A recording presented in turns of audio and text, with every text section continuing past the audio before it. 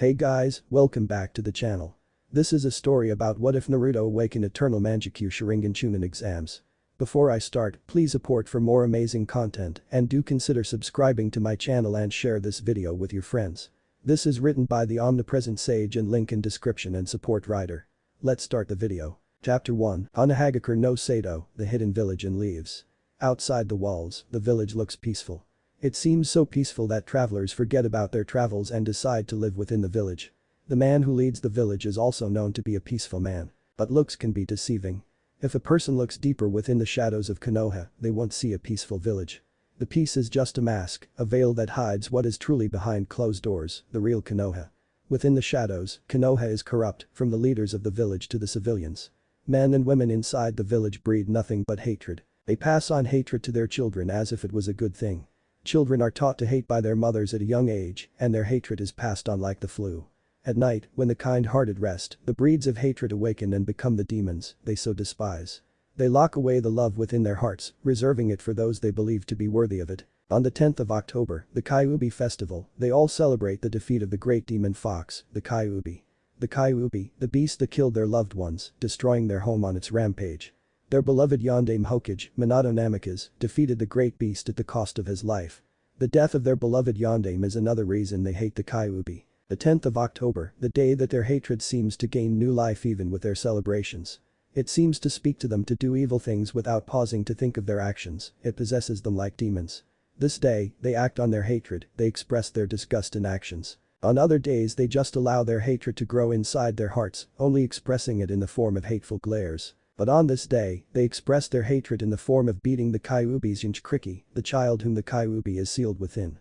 While some believe that by beating down the child, they're hurting the Kyuubi, others think that the child is the Kyuubi reborn into a human child without its power. A few of the villagers believe that the child is just a prisoner of the Kyuubi, not the Kyuubi itself. Those that think that the child is the Kyuubi believe that their beloved Yondaime Hokage stripped the Kyuubi of its power before sacrificing himself. Uzumaki Naruto had short spiky blonde hair, blue eyes, and a white short-sleeved shirt with an Uzumaki swirl in the front, orange short pants, and blue shinobi sandals. He was the 6-year-old Jinchuriki of the Kyuubi, a human sacrifice. But to popular belief, Uzumaki Naruto was not a Jinchuriki, no, he was the Nine Tails. At the moment, he was now running for his life, with fear that no 6-year-old child should experience. Naruto wasn't aware of what was sealed inside of him. Nobody told him anything, they just kept shouting at him, saying he killed their loved ones. He didn't understand why they thought he committed such acts since he hasn't done anything wrong. It was only on his birthday that the angry mobs would chase him around the village and beat him within an inch of his life. But, he always recovered in a day or two, no matter how fatal the injuries he suffered were. The other days they just stared at him with demonic eyes that made him feel unwanted, like an outcast, like he was some kind of disease. Their wicked eyes always weighed him down. They suffocated him. He used to cry at first because of the demonic eyes that always stared at him, but now he'd gotten used to them. He only cried when they beat him on his birthdays. Whenever he asked his Jiji why he always got those eyes from the villagers, his Jiji would always say that people hate everything they didn't understand. The answer always confused him each time he heard it, but he never asked anything further, as the Sandaime would talk about something else. Running away from the angry mob was pointless. The villagers would always catch him no matter how fast his little feet ran, no matter where he hid. It was why he'd stopped running and simply waited for the pain to come. Today he would just receive the pain without asking questions. In the previous times when he asked questions, his questions seemed to infuriate them. They talked as if he knew what they accused him of.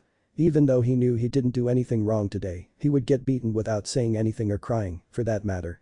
His tears always seemed to energize them, giving them more strength to beat him. Today he was going to try something different. Oh ho, the little demon has finally stopped running. Naruto said nothing, he knew that his words would aggravate the predicament he was currently in. Today, we are going to judge you for your crimes, demon. He would get judged even though he committed no crimes. What do you have to say for yourself? Each time before they beat him, they always asked him that question, and each time he would always say, I'm innocent, please don't hurt me. His words would get him kicked in the face in angry outbursts, you're innocent, you dare say that after killing my wife and my little sister, you aren't innocent vermin. No matter the kind of answer he gave, it was always the wrong answer. Today he wasn't going to answer any questions. You will answer me when I'm talking to you, demon. One yelled, gutting him. Naruto coughed and looked up to the man but remained silent. He was going to get beat even if he answered the question. It served no benefit to him if he answered. Whatever action he did or the words he uttered seemed to infuriate the mob further. One man from the crowd took out a kitchen knife and stabbed him in his hand. They all waited for him to scream, but he didn't this time. Blood just leaked from his hand while he just looked at it. "You're stubborn today, eh Kyuubi?" Naruto's eyes widened in shock. He had heard of the Kyuubi, but now he was just called it, he was just a 6-year-old orphan. Well, now he understood why the hatred seemed to intensify on his birthday. Now that he thought about it, he was born the day the Kyuubi attacked. But why would he be called the Kyuubi? Everybody knew the Yondaime killed the Kyuubi. He couldn't be the Kyuubi, could he? Hey. You know we aren't supposed to say that. The Sandaime forbid it. Ah, that old fool can't do anything. You've seen how kind and loving he is towards the demon, yet we've been getting revenge on the demon for how long now? What has he done about it? Yeah, you're right. Let's just get our revenge and go back to the party before everybody goes home. Naruto clenched his eyes as the beating began. It hurt, but he took it all in without shedding a tear or making a sound. It was just temporary pain, he knew that he would be waking up inside a hospital in a day or two, and the first person he would see would be his Jiji. 2 days later, Konoha Hospital. Naruto couldn't move any part of his body, he couldn't open his eyes, and he didn't feel any pain. The only thing that seemed to be working was his ears. He could hear the sound of 2 voices speaking. He decided to just listen to what they were saying. "Okage-sama, why don't you ask Jiraiya-sama to come back and take Naruto out of the village? I have already tried the Kakashi, but he refused. When I asked him, he told me, I can't take care of a brat while operating a spy network, and besides, you know I'm not fit for the parenting role." Even when I pointed out that Naruto was his godson, he still refused. "If it's okay, you can let me take care of him. I owe that much to his father," Kakashi suggested. "No, you are important and of one of the strongest shinobi of the village. We can't lose you, not at the moment." "Then what are we going to do?" "I don't really know Kakashi. I just hope that Naruto remains sane despite all the hatred he has to endure." "So you're just going to let the villagers who attacked him go without a more suitable and justified punishment again? There is nothing that we can do. We can't kill everyone who attacks him. If we did that, it would cause an uproar within the village. Go back to your post. I will talk to Naruto when he wakes up." "Hi, Hokage-sama." The voices became quiet, allowing Naruto to process what he had just heard. Naruto knew from that moment that he had family, a family that didn't want to take care of him. A family that abandoned him. It pained him to acknowledge that fact. He still couldn't understand or come to a better conclusion on what had happened to his parents. What he knew was that the Sandaime knew them and was keeping it away from him. It almost broke him to think that they, too, might have abandoned him like his godfather. But he refused to dwell on that because he didn't have any proof. The Sandaime knew everything but had been lying to him his whole life. He wasn't going to tell the Sandaime about what he had heard, but he was going to ask a few questions that he would normally. He was going to keep what he had heard to himself. He was going to find out the truth one way or the other. He also needed to find out about his connection with the Kyuubi. The Sandaime will only lie to him if he asked. It was pointless asking the old man what he knew. It didn't hurt trying, though. 2 hours later, the third Hokage, Hiruzen Sarutobi, smiled when he saw Naruto's body began to stir. He cared for the boy like his own grandchild. It pained him having to witness what the village he leads acts like to a mere child. Naruto opened up his eyes and looked at his body. His whole body was wrapped up in bandages. If one did not know any better, they would think that he just escaped from one of the Egyptian pyramid's coffins. He looked at the Sandaime. "It's good that you're awake, Naruto-kun." Naruto nodded and looked down sadly before looking up at the Sandaime again. "Jiji, what did I do to make them hate me?" he asked sadly.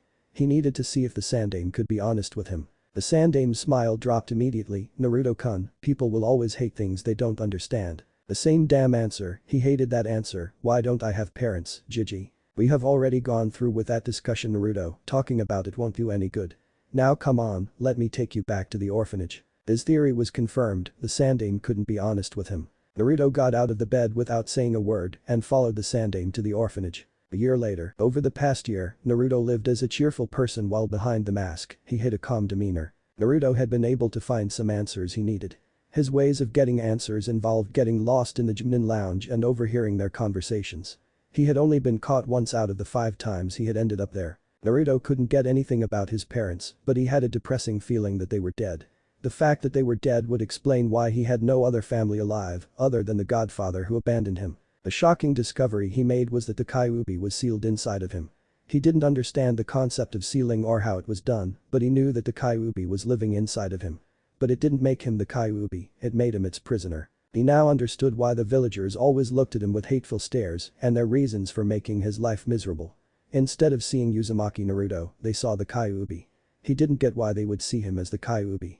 The Kyuubi was just living inside of him, that didn't mean he was the Kyuubi. If he was only 7 years old and could understand that, why couldn't the villagers understand that? When he asked himself that question, he recalled what the Sandaime had always told him each time he wondered why he was hated. People will always hate what they don't understand. The Sandaime had been cryptically telling him that the villagers hated him because they didn't understand his situation. Despite knowing what he knew, his suffering did not end, it continued. It wasn't that he'd expected things to change after knowing why Konoha hates him. The group of villagers were on the verge of beating him up, like last time, he would take the beating without complaints. The Sandaime had told him that he would always be hated because they didn't understand. Those words made him feel hopeless. They made him come to accept that his pain would never end. Naruto was backed against a wall in an alley just a distance away from his apartment. The Sandaime had given him the apartment because he had been kicked out of the orphanage, again. He liked his home despite it being cold and lonely. In his apartment, he didn't have to endure the abuse he suffered at the caretaker's hands. The day he'd decided not to roam around the village. He had stayed within his apartment all day. Unfortunately, he'd been dragged out of his apartment and thrown into the alley. Naruto looked at the demonic grins he was receiving from the mob. It was a small mob today. Many were not aware of where he lived. He closed his eyes and waited for the pain to come. He paused and waited, but the pain never came. He opened his eyes and looked around the dark alley. The mob had disappeared into thin air. He looked up and saw an old man in black with red eyes and a walking cane. The old man just stared at him without blinking. Naruto was quiet for a few moments before he asked, "Who are you?" The old man smiled at him and replied, "Your savior." Naruto stared at the old man, "My savior," those words repeated inside his head. "Why did you save me?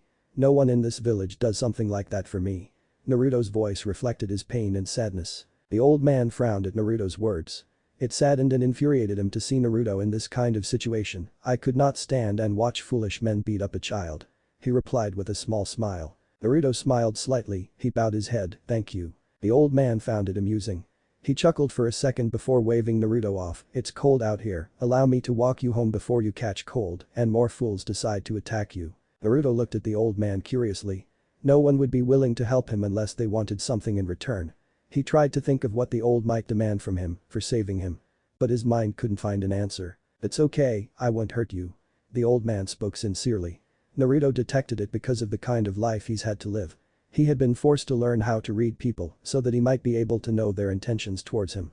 Seeing that the old man had no ill intentions towards him, he nodded and got up. They walked towards his apartment with the old man close behind him. No words were being exchanged between the two, they just walked in silence. Their walk was short. The alley Naruto had been dragged to by the mob was close by his apartment. Naruto opened the door to his apartment and stood there. Something was bothering him that he wanted to ask but was too afraid to. "Go inside," the old man exclaimed while pushing Naruto inside his apartment with a cane. Naruto gathered his courage and asked his questions. "Ano, do you mind telling me your name so I can tell Hokage who saved me and what happened to the mob?" The old man gave Naruto a sharp look. Naruto shrunk down a bit and took a step back because of the fierce look he was getting. "Don't tell your Hokage anything about me. If he asks who saved you, tell him you didn't see who saved you," he said in a firm voice. Naruto nodded vigorously. The look the old man gave him told him that there would be consequences should he say anything. "And as for the mob, I made it disappear." Naruto nodded, not even understanding what the old man meant. "My name is Madara," he said before disappearing like he was never there. He wasn't afraid that Naruto would tell someone his name, for he knew Naruto was a lot more secretive than he let people believe. Naruto stared at the spot Madara had been standing for a moment before closing the door on his way inside. The events of the day had been enough for him. He decided to rest for the day, everything else he would do tomorrow. With those thoughts, Naruto threw himself in on his bed. A few minutes later, the 7-year-old was snoring in blissful sleep. Hokage office. It was rare for the Sandaime to call Naruto to his office. Well, it was mostly because Naruto would always budge inside the office, uninvited.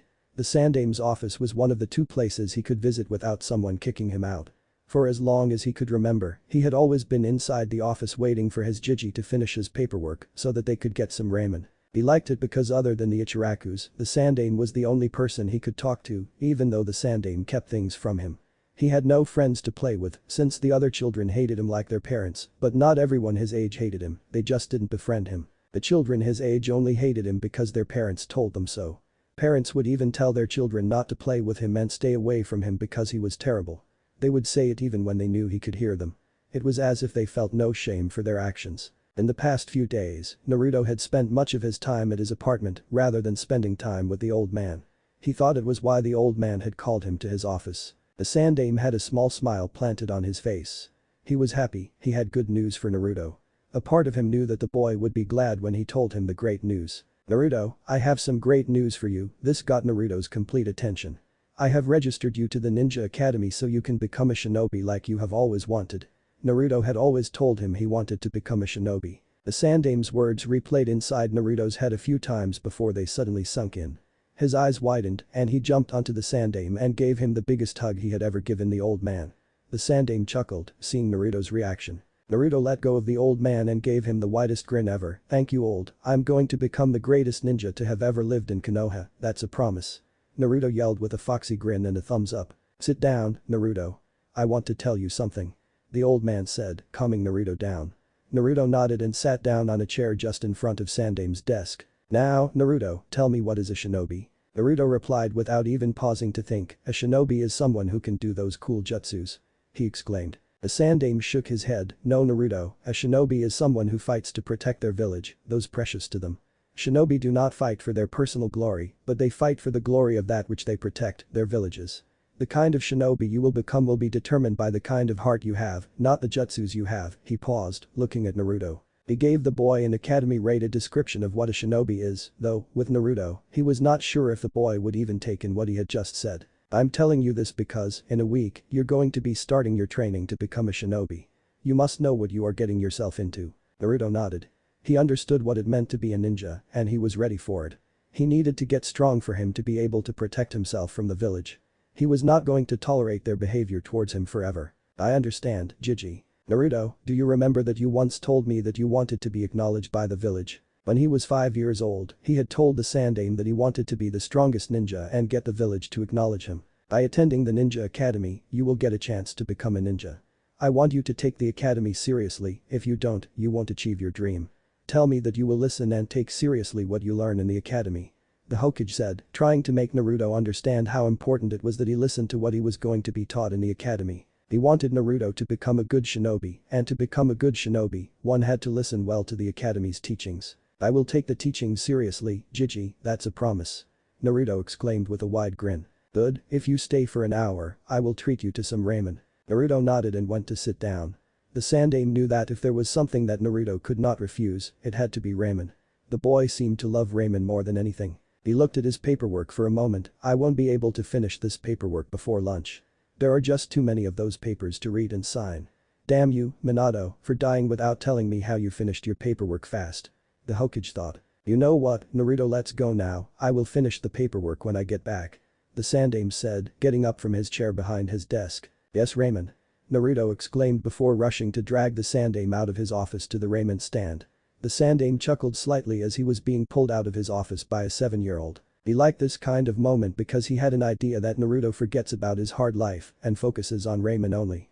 Ramen always got the boy excited. Treating Naruto to a few bowls of ramen was his way of ensuring that the boy was happy. He owed it to Minato to ensure that Naruto was happy. Naruto was a hero in his eyes, even though the foolish villagers refused to believe that. It was his job to make sure that the boy had a good life. He had already failed to make sure that the boy lived the life of a hero he was.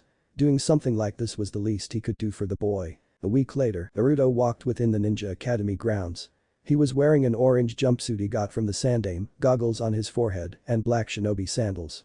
He had a huge grin planted firmly on his face. He was thrilled that he was going to the academy. Going to the academy was what everyone in his age talked about. Everyone wanted to be in the academy, but he did not join the academy because it was a cool thing. No, he joined because he wanted to become a ninja and become strong enough to protect himself. The other kids joined the academy because they wanted to do ninjas do jutsus. They did not understand what being a ninja meant because they did not see what ninjas did on the battlefield. Their parents would never tell them about it since they do not want to scare them. He had the privilege of overhearing things that ninjas did when he had been lost in the Chunin lounge. The Chunins occasionally spoke about their missions, the guilt some felt for killing, and the pain of losing comrades during missions. He did not know what it felt like to take someone's life, but he did not hope to experience such a thing, even when he knew that being a ninja, he would have to kill to fight off his enemies. His time overhearing things had taught him lessons that he would never forget for the rest of his life. He walked past a couple of parents saying goodbye to their kids. He did not know how they would respond, seeing that he was entering the academy. Entering the academy meant that he would become a ninja one day, making things difficult for them to get their revenge. When the parents saw Naruto, their happy looks and smiles melted. They were replaced by the faces of numerous deals of animosity. They were displeased. The mutterings began. I can't believe the Sandaime allowed it to enter the academy. What was he thinking doing that? It will only give the demon a chance to regain its strength. We have to do something about this before it gets too smart for its own good. I think I'll withdraw my son from this year's class. I don't want my son attending the same class as the demon. Bikaru, you see that boy? Don't talk or play with him. He is evil, do you understand me? Yes, Ka-san. Naruto's grin didn't disappear when he heard the words. He was used to the hateful comments, it was nothing new. He had learned to just live his life and smile like everything was okay. Even when nothing was okay, he still smiled like everything else was. Crying over the hurtful words wasn't going to solve his problems. Crying would only make him miserable. At least smiling infuriated them. They thought that he was ignoring them and their hateful glares weren't doing their job. He continued on to walk inside the academy. The academy was huge and had a lot of students inside of it. Naruto looked around for where he was supposed to attend his class. Hey, it's that evil kid mother said we should avoid. Yeah, but he doesn't look that evil to me if anything, he looks stupid. Who wears an orange jumpsuit? Who cares if he's evil or not, he's a new kid. We should teach him a few rules. Yeah, but not now. We'll be late for our class. You know how sensei is when we're late. Ah, I forgot about that. Let's hurry before we get yelled at. Naruto felt saddened upon hearing what his peers had been thinking of him. Even though some didn't care what their parents told them about him, they were still willing to hate him for no valid reason.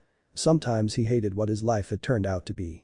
The Yondaime was the one who cursed him. He was the one who sealed the Kyuubi inside him and left him to the vultures, who wanted nothing but to rip him into pieces. He had learned to hate the Yondaime Hokage for doing what he did. If the Yondaime hadn't sealed the Kyuubi inside him, he would never have had to experience the kind of life he experienced since birth. He didn't care if the Yondaime did what he did to protect the village. Konoha wasn't worth it. It didn't deserve him as a human sacrifice. They didn't know what it felt like to know that a giant nine-tailed demon fox is sleeping somewhere inside your body. Sometimes he had those kinds of thoughts, but he often stopped himself from having such thoughts. They didn't make him a better person. He walked towards his class and knocked. He had already been late by a few minutes. Enter. He heard and opened the large two doors. Each eye was looking at him. Some students were staring at him with blank expressions, some in apparent distaste. The stares started to make him nervous. Naruto walked over to the two senseis, who was standing in front of the class. Both the sensei's stares showed animosity towards him. The other sensei hid it well, but the other who had a scar on his nose did not bother to hide it. It was liking Naruto to know that he did not like him. Naruto handed the man his registration form. The man looked at the paper before looking at him. He looked back at his class. Class, we have a new student who will be joining, he announced to his class, why don't you introduce yourself? Naruto nodded, Uzumaki Naruto, and I'm going to be the greatest ninja, you know. Naruto shouted out. He heard a couple of snickers and snorts but said nothing, he just continued smiling. Yeah, right, no doubt you will be the greatest ninja, who knows when you do that, we might even wear a kill me jumpsuit like you. One student called out in evident sarcasm. Naruto noted it but did not comment. The whole class erupted in laughter. Even the senseis seemed amused by the sarcasm. Naruto just stood there with a wide grin while they laughed. That's enough. Nobody listened, I said that's enough. Now shut up. The scar-faced sensei yelled out, causing everyone to wince at the sound of his voice. My name is Yumino Iruka. Iruka introduced himself to Naruto. This is my assistant Mizuki. Now go take a seat somewhere so I can continue with my lesson. Naruto nodded and walked towards the seat at the back of the room beside a window. He took his seat and looked back at Iruka. Now where was I? Yes, I was teaching you Konoha's history. Naruto stopped listening and looked outside the window. He was not interested in the village's history. The history did not ensure his survival, but ninja skills ensured that he would survive. He entered the academy to get the ninja skills he needed, not to learn history. If someone could have been willing to teach him, he would never have registered at the academy. No one was really willing to give the demon power. They feared that giving him power would only give him a chance to finish what he started 7 years ago. It almost amused Naruto that they hated him and feared him simultaneously. They hated him for the Kyuubi and were not afraid to express their hate, and yet at the same time, they feared that the sleeping beast would someday wake up and devour them. Even though their hatred had made them ignorant of some things, Naruto knew that deep inside their hearts, they knew he was nothing but a prisoner of the Kyuubi. It was why they also feared him. They feared that someday he would free the beast. They could only imagine the horrors the creature would cause should it be released from its prison. Naruto. He was snapped out of his thoughts by the angry voice of Yumino Iruka. Can you repeat what I have been saying, Naruto? Naruto had not been listening to what the man had been saying. He had been lost in his thoughts. You see, I wasn't listening, he replied sheepishly with a grin. Iruka glared at him, "Get out of my class, you'll come back when you've decided to take my teaching seriously." Naruto said nothing, he just took his small school bag and walked the walk of shame. He could not argue or refuse the punishment he was being given. Iruka was the sensei, he could do whatever he wanted with his students. And Naruto was his student. Had he turned around, he would have seen the smirk on Iruka's face. He left the room and went to the playground. He would go back to class after lunch. His sensei didn't seem he even wanted him in the class. It was better to go back to class after some time had passed. Naruto was alone under a tree, trying to get some sleep. He was bored. None of the kids in the playground were willing to play with him. "Sorry, but mother said I shouldn't play with you because you're a bad person," they kept telling him. He cursed the mothers for this. Had they kept their mouths shut, he would have never been so bored. No matter how many times he asked himself why they saw a demon instead of the 7-year-old he was, he could never find a suitable answer. "It's the new kid, let's play with him." Naruto heard a voice speak just beside him. "What's your name?" Naruto looked up to see two boys, 2 years his senior. They looked alike, and both had black eyes and short brown hair. Both wore dark green short pants, a dark blue long-sleeve shirt, and blue shinobi sandals. He was quiet for a few moments trying to think of a way to handle the situation. He knew that it wouldn't end up well for him by the looks on their faces. He wasn't given enough time to think as he was suddenly lifted up in the air. "First academy rule, answer the question quickly when asked." The one lifting him up said before throwing him away. Naruto showed no reaction as he hit the tree by his back. He was used to pain, he was no stranger to pain, and it would go away sooner or later. One of the boys walked over to him and unzipped his backpack. He had a notebook to copy notes and his lunch. The boy took his things out. Naruto said nothing. Begging didn't help, nothing helped in this kind of situation. It was better to just let them do what they wanted and get it over with. They would leave him alone after they had finished what they wanted to do with him. A foot crashed into his gut, making him grunt slightly. He didn't dwell on the pain. Something else mattered more than the pain. Naruto watched with sadness as his ramen was spilled to the ground. He didn't have much ramen left or enough money to buy more ramen, for that matter. He had little money left in his monthly allowance. The Sandaime would never give him more money before the month could end. He had been overcharged a few things that he wanted that put a large dent in his wallet. Seeing the food he paid good money for being spilled like it was nothing saddened him, but there was nothing he could do about it. "Next time, have a better lunch box," they said as they walked away with proud smirks. They had succeeded in bullying Naruto. What made them proud was that the blonde was so afraid of them, he didn't even try to put up a fight. Naruto stared at his spilled ramen sadly. The next few years were surely going to be hard for him. But he would have to endure if he wants to be a ninja. Naruto's apartment. The first day at the academy had gone far worse than he had anticipated. He had only thought he would have to deal with hateful stares only. But the bullying and insults from other students was not something he had thought he would have to deal with. It was hard, but he would have to endure till he passed the academy. One thing that had been a shock to him was that the senseis were unwilling to teach him. He feared that they would even go as far as to fail him. He had expected them to hate him, but he did not expect them to act the way they did towards him. He had expected them to be smarter than the rest of the village, to be able to understand that he was just a 7-year-old who was suffering from the harsh life he was living. The teachers, after all, teachers were supposed to be smart. If he did not learn other things by himself, he would not learn anything from the academy. Sneaking into the library was his only option.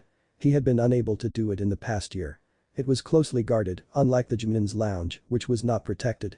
But he would find a way to be able to get into the library undetected, his life depended on it. Naruto walked to his kitchen and opened a drawer in his kitchen unit. He looked at his store of food, which was uncooked ramen only. He was low on food and did not have enough money to buy any more. He sighed as he awaited the 3 minutes of hell, waiting for ramen to cook. The ramen was cooked and he ate it blissfully. He felt that he needed more, so he decided to rest before he finished the little left. A knock on his door interrupted him from taking off his jumpsuit. He hurried to open the door. He opened the door and found the old man, Madara, who had saved him on his birthday. He just stood there staring at the old man. Madara was still in black and had 2 plastic bags on his left hand. "Are you going to let me in?" Naruto shook his head, clearing his thoughts. He let the old man in and closed the door behind him. Madara had already made his way to his kitchen table, Naruto followed suit. He looked at the plastic bags, one had a loaf of bread, apples, and oranges, the other had meat and some foodstuff he didn't know. "What can I help you with?" Naruto asked softly, trying not to sound rude. "I brought you food. I saw that you were running low." Madara replied with a small smile. Naruto looked at Madara curiously before asking, "How did you know I was running low on food?" He hadn't told anyone that he was running low, not even the Sandaime knew of it. "I came here while you were at the academy and checked," he replied with a shrug. "You broke into my apartment," Naruto accused with a slight glare to the old man. "What if I did?" I didn't come here to steal anything. I came here to help you. Naruto asked the first thing that came to his mind, why would you help? The same question from the last time I saved him from the foolish villagers, Madara thought. Do you mean to say why I would help you knowing what is inside of you?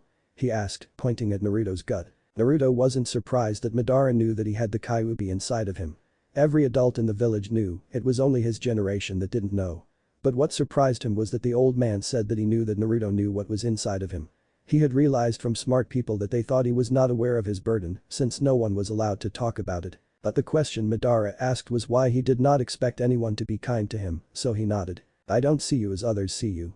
You are just a child to me.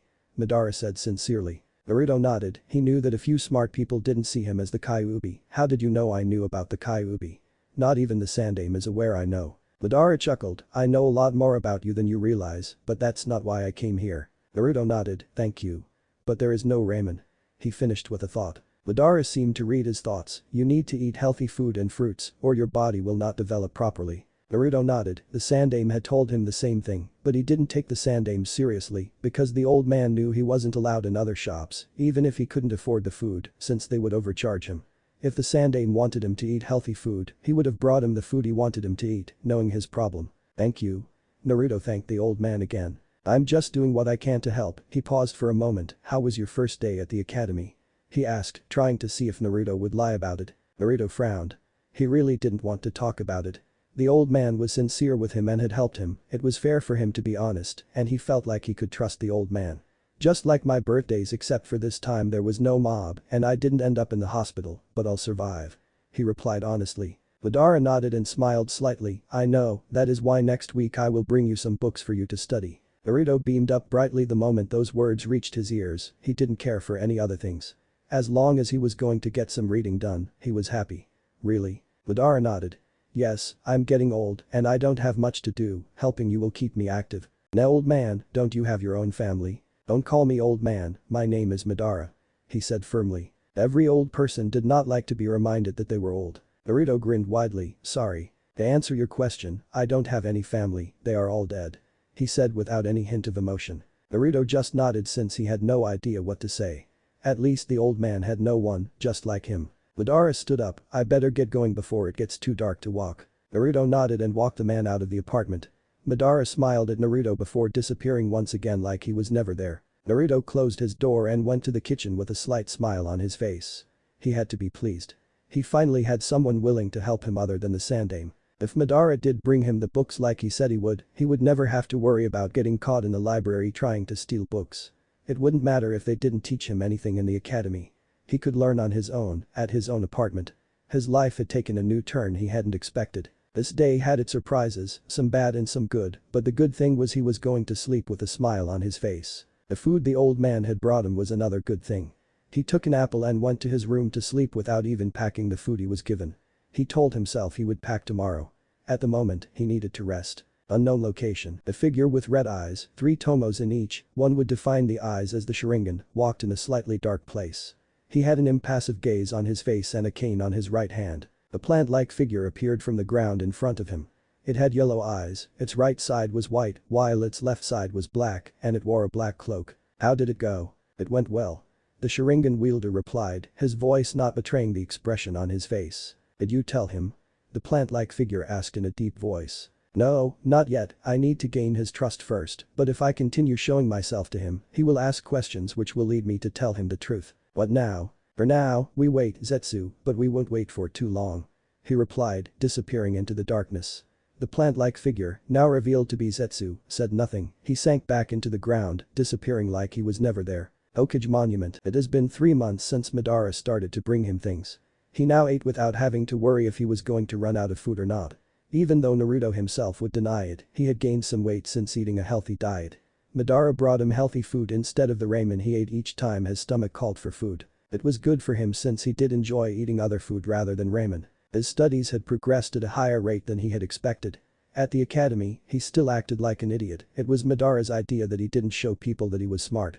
It didn't matter though, even if he wanted to show that he was smart, he would never get the chance because he was never asked to answer a question. Naruto agreed with Madara's idea, showing that he was smart would attract a lot of attention he would instead not have drawn. He had gotten close to Madara in such a way that they ate dinner together on Mondays, Wednesdays, and Fridays. They always did it in Naruto's apartment. He had never been or seen where Madara lived. The old man never really gave him a clear answer to questions about himself. He always gave him cryptic answers that he couldn't decipher. It was why he needed answers from the old man. He would ask the old man when he visited him today. He was going to get answers one way or the other. Naruto looked over Konohagakure from the Hokage monument with a solemn expression on his face. He sat on top of Shodai's head. He had stopped sitting on top of the Yondame's head because he sort of hated the man. The Hokage monument was a place that brought him to peace with himself. There was no one to stare at him. He didn't have to listen to the whispers. He enjoyed the cool breeze that washed over him when the day was giving way to night. If he could live upon the monument, he would have moved up here already. He had only seen the Sandame a few times in the past 3 months. The old man had been asking why he rarely visited him since entering the academy. He had told the old man the part truth of why he no longer visited like he used to. His meetings with Madara were to remain a secret till he felt like telling someone about it or Madara said it was okay. But even if Madara did say it was okay, he never really planned to tell anyone. The part truth he told the Sandame was that he had been busy with attending the academy. He never missed a day, he was always present each day in class, looking like a fool. The other students made it a recurring matter that they make fun of him for his kill me orange jumpsuit. He didn't care what anyone thought about his jumpsuit, he would wear it till he chooses to abandon it. They could laugh all they wanted. He didn't care. Konoha was peaceful when looking over at it from the Hokage monument. The children were roaming around the village playing games while the elders stood in their groups conversing. One could say it was an ideal village, but what was hidden under those masks of happiness were things that could frighten anyone. It sometimes amused Naruto because if he were to walk within the village streets, the adults would stop conversing and just stare at him, while others pretended like he didn't exist. Yes, there were people within the village who refused to acknowledge his existence. Something like that brought him more pain. It hurt him more than the pain he felt in one of his brutal beatings on his birthdays. Naruto got up and decided to visit the ramen stand. It had been long since he saw the Ichirakus. Ichiraku ramen stand. Naruto walked calmly to the ramen stand. It seemed that people could sense whenever he decided to visit the ramen stand and make way for him. Most of the time, when he went to the place, it was always empty except when he went with the Sandame. Naruto took a seat. Today, he would make up for the lost time. Ni-chan. He called out to his sister figure. Was like an older sister to him, just as her father was like a grandfather. Both Ichirakus cared for him and did not care about how the villagers viewed him. They were the only ones to allow him to eat freely without overcharging him. Sometimes they would even give him free ramen when he had no money to pay. Naruto liked them too, they were kind people. They made him feel like he belonged within the village. A brown-haired girl with black eyes and in a white cloth stepped behind the counter from the kitchen. She smiled brightly upon seeing Naruto. She pulled him over into a bone-crushing hug. If Naruto was a pervert or understood adult things, he would have been over the moon. His head was perfectly placed between Am's breasts. All it did was make him feel uncomfortable. Am noticed and let him go. Naruto, I missed you. I haven't seen you in 3 months, where have you been? Naruto grinned, scratching the back of his head. I got into the ninja academy, so I've been busy lately. He replied. The only words Am heard were ninja academy. You're a student at the academy. Naruto nodded proudly. I'm so happy for you. I know father will be pleased too. I'll give you 6 free bowls of ramen as my gift for making it to the academy. Good, then make it 26 bowls of miso and pork ramen and keep Am coming. Naruto said with a wide grin. Am shook her head and went on to get Naruto's ramen. The blonde still had his appetite for ramen. The number of ramen bowls Naruto ate still amazed her. Had he been an Akamichi, she wouldn't have been amazed. She was positive that Naruto could eat more bowls of ramen than an Akamichi. Something unheard of, nobody ate more than the Akamichi. But with the way Naruto ate ramen, anything was possible. She came back with 5 bowls, she would get the rest after he finished. How is the academy, have you? She cursed herself for almost asking if he had made friends when she knew that Naruto was not well liked. Boring, all they teach us is some useless things, they haven't started teaching us cool ninja things, Naruto replied. He did guess what Am wanted to ask in her unfinished question, but chose not to dwell on it. Am nodded, I can't believe my little Naruto is going to be a ninja one day. I will be a ninja, not just a ninja, but the greatest ninja in Konoha, believe it. Naruto replied in a loud voice. Am smiled at his antics, she might not have seen him in a few months, but he was still the Naruto knew and cared for. When will you graduate? I doubt you'll graduate anytime soon, you are a little too young to be a ninja, she said, going back to the kitchen to get more of Naruto's ramen. I don't know, they haven't told us how long we had to stay in the academy before we can become ninjas, Naruto replied after Am had returned with his ramen. Okay, promise me that you won't disappear again without telling me. It won't happen again, that's a promise. Naruto replied with a grin. Am nodded, I'll be in the kitchen, call me if you need anything. She said, disappearing to the kitchen. Naruto nodded and ate his ramen alone. He was happy that Am was still the same. He finished all of his bowls and paid for them, leaving the ramen stand. He strolled in the streets of the village, ignoring the whispers from the villagers. Giving the whispers time would only cause a problem to him once he hears what they were saying. It was better to ignore them and live your own life. They could talk, but he wouldn't give it time unless they came and forced him to listen to what they were saying. Naruto increased his pace when his apartment came into view. Naruto's apartment. Today was a day Naruto was going to meet with Madara again. It was this day he was going to get the answers he needed from the old man. Naruto sat down in his kitchen with a solemn look on his face. He was contemplating how he was going to start the conversation with the old man. It did not please him, knowing that people knew more about himself than he did himself. It was the same thing with the Sandaime. The old man knew things about him that he wasn't aware of, but chose to keep them from him. He did not care for the reasons behind that decision. The fact was that important information was kept from him intentionally. Keeping things from him was not beneficial to him, in fact, it damned him.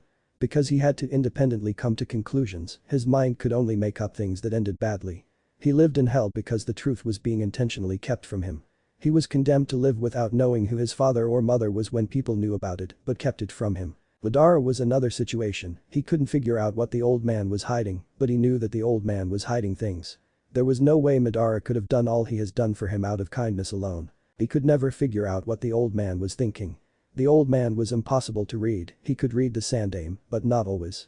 He was only able to read the old man when the old man wanted him to read him.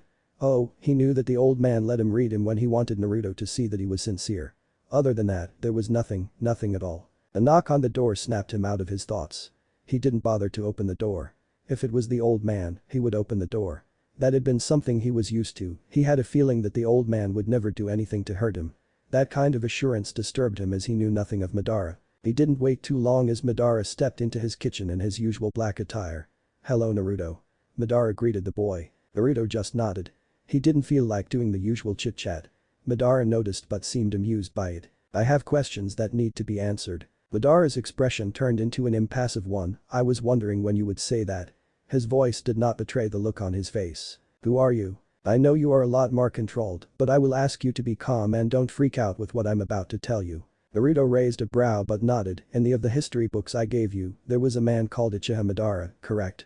Naruto nodded. "I know it may sound untrue, but I am that man." Naruto's eyes widened. That was just unbelievable. Madara lived in the times of the first Hokage, and he was supposed to be dead by now. That can't be true. Madara died during his battle with the Sharingan. Yes, that's what history books say, but that's not the truth. Even if Madara did survive the encounter, there is no way he could still be alive unless he was in Uzumaki, but still, even if he was in Uzumaki, he still couldn't possibly be alive at this time. Madara had given Naruto books in the history of both Uzumaki and Senju clans. Madara sighed. The boy was not going to believe him, not now. "Okay, since you aren't going to believe me about that, how about I tell you about your parents?" Madara suggested, knowing full well that Naruto would forget about the previous conversation in favor of learning something about his parents. He was not disappointed. Naruto was in front of him with wide eyes. "Do you know who they were?" "Yes, now sit properly because this is going to be hard to take in," he said, knowing that Naruto hated the Yondaime for sealing the Kyuubi inside of him and telling him how close he was related to the Yondaime. Naruto nodded dumbly and went back to his chair. "Let me start with your mother. Your mother was the Jinchuriki of the Kyuubi." The moment those words reached Naruto's ears, his eyes became wide. He could not believe it, his mother was a Jinchuriki of the Kyuubi, and no one has ever spoken of the Kyuubi being sealed inside of another person. He shared the same burden as his mother did. "Before it was sealed inside of you. The night of your birth, someone ripped the Kyuubi out of your mother's seal, thus, the Kyuubi went on a rampage. Sadly, she died that night.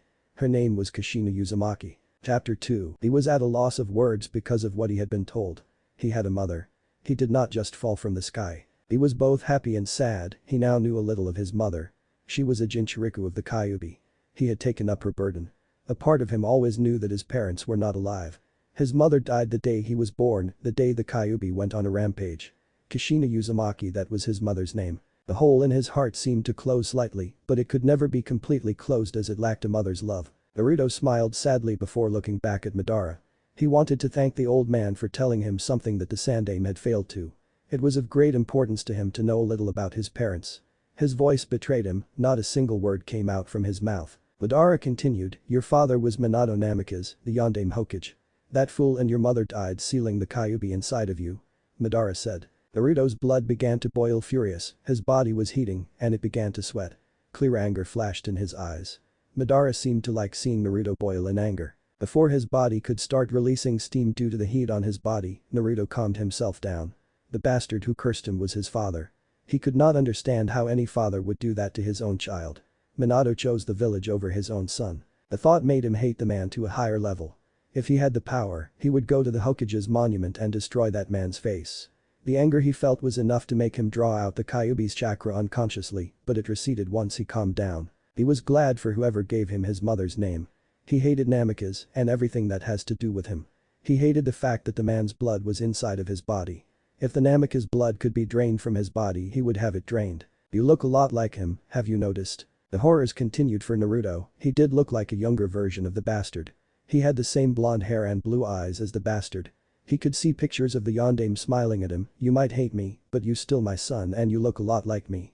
He banished the thoughts quickly before he could do something he would later regret. Minato was a fool to think that the village would accept you as a hero. Naruto nodded. It was a foolish thought by the great Yondaime Hokage. How come no one has ever spoken of my mother's name? There is nowhere in history books that says she was a Jinchuriku.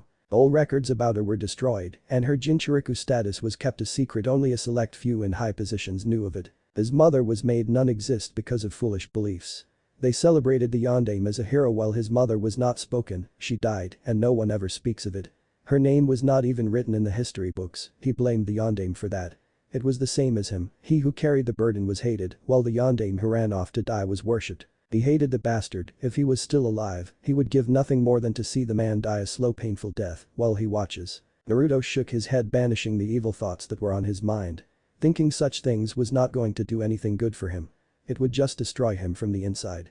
He looked at Madara. How come you know all of this? I'm sure none of the villagers know of it. If they did, they wouldn't dare hate the only child of their beloved Yondaime.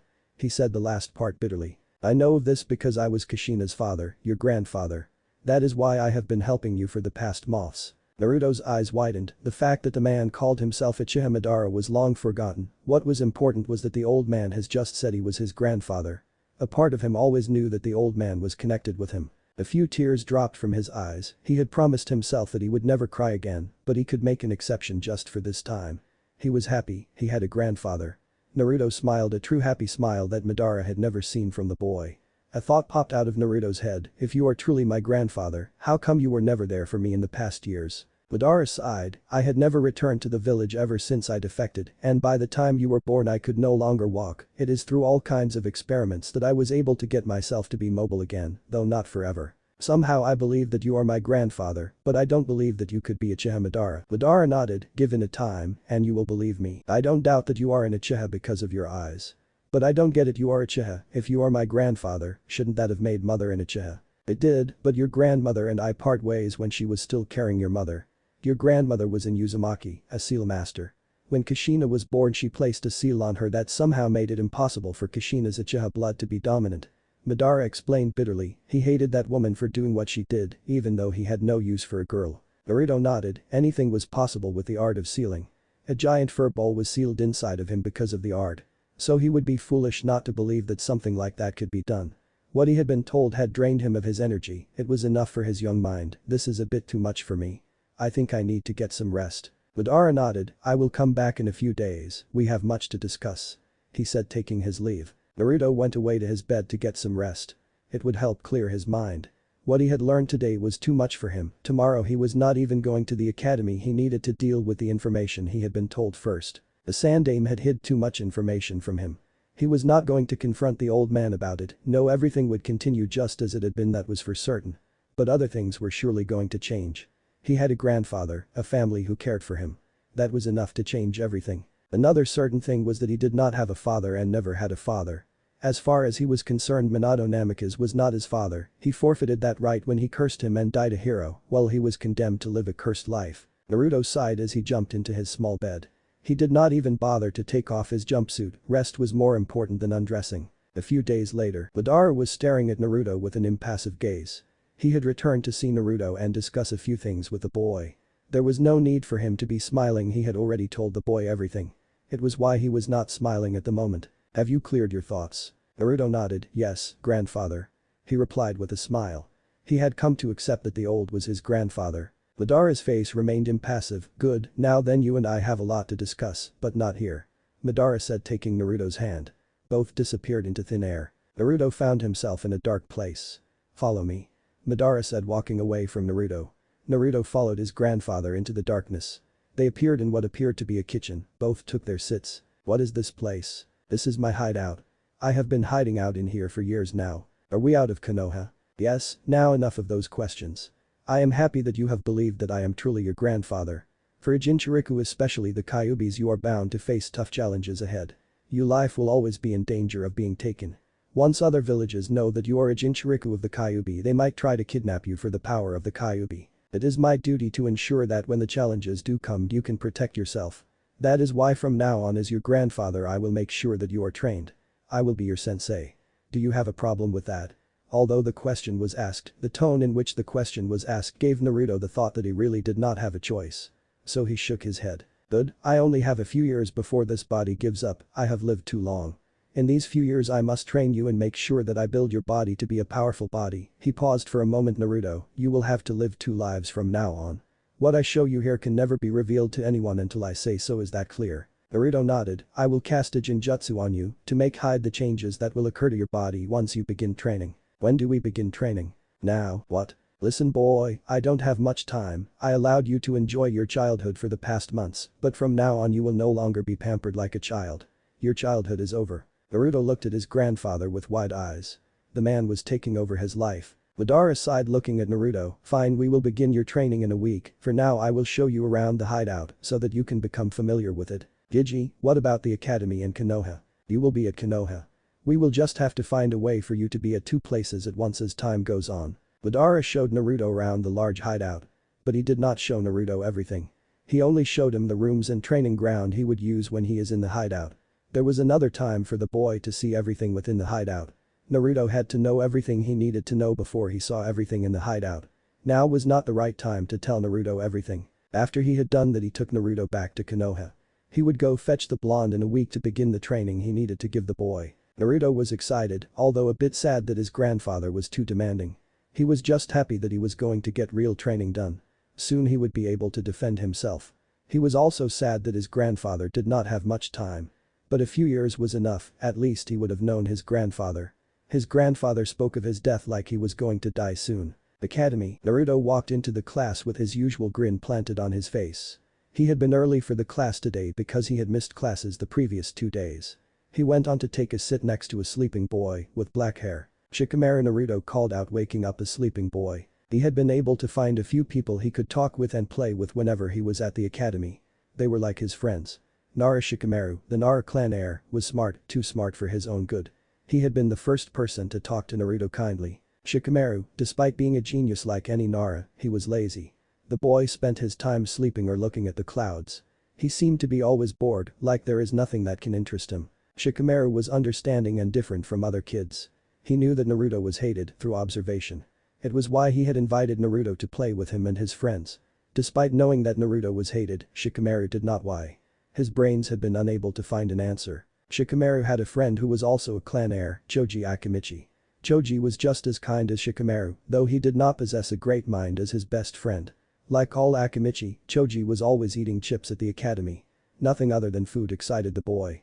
He would even go as far as to drool if someone spoke of barbecued meat. Naruto met the boy when Shikamaru had asked him to come and play with him. Choji and Shikamaru were the only 2 Naruto would consider friends. He spent his breaks with them. Both avoided trouble at all cost. Shikamaru found it too troublesome to get involved in a hustle. The 2 were not the only people who did not treat Naruto with hatred. He also knew Kiba Inyazuka, the loud brash heir of the Inyazuka clan. Kiba always liked to be seen as the dominant alpha. Naruto guessed it was just the Inyazuka blood acting up. It was as if Kiba felt he needed to make his position as alpha known whenever he felt threatened. Kiba was always with his puppy, Akamaru. They were always together. Kiba would freak out should Akamaru go missing for a minute. It was a custom that any Inyazuka have a dog as a partner, as their fighting style involved working with their partners, which were their dogs. Shino Aburam, the Aburam clan heir. Naruto did not understand the boy at all. Shino was always quiet and never showed any emotion. He was smart but not like Shikamaru. The troublesome blonde, do you have to wake me up every time you find me sleeping? Shikamaru grunted, shifting his head. Naruto grinned, did your mother wake you up too early again? If there was something that Shikamaru found more troublesome than anything, it was his mother, and he also feared her more than anything. His mother did not like his lazy attitude. It was why she had taken it upon herself to wake Shikamaru each morning. If she did not do something like that, Shikamaru would avoid coming to the academy as he found it boring and troublesome, or he would be late to class every day. Yes, that troublesome woman never lets me sleep peacefully. Where have you been in the past days? Home, did not feel like attending the previous days. Naruto replied with a shrug. Man, I wish I was you. Shikamaru said, going back to sleep, making Naruto shake his head. Naruto felt a pair of eyes staring at him. He turned around to see the person who had been staring at him. The Hyuga heiress looked away quickly upon seeing that she'd been caught staring. Hyuga Hinata, Naruto thought, looking at the Hyuga heiress. He found the girl weird. She acted oddly around him. What Naruto had been able to understand about the girl was that she was very shy and lacked self-confidence. Her behavior was amusing to say the least. It was also unheard of for a Hyuga to lack self-confidence, especially a heiress of the clan.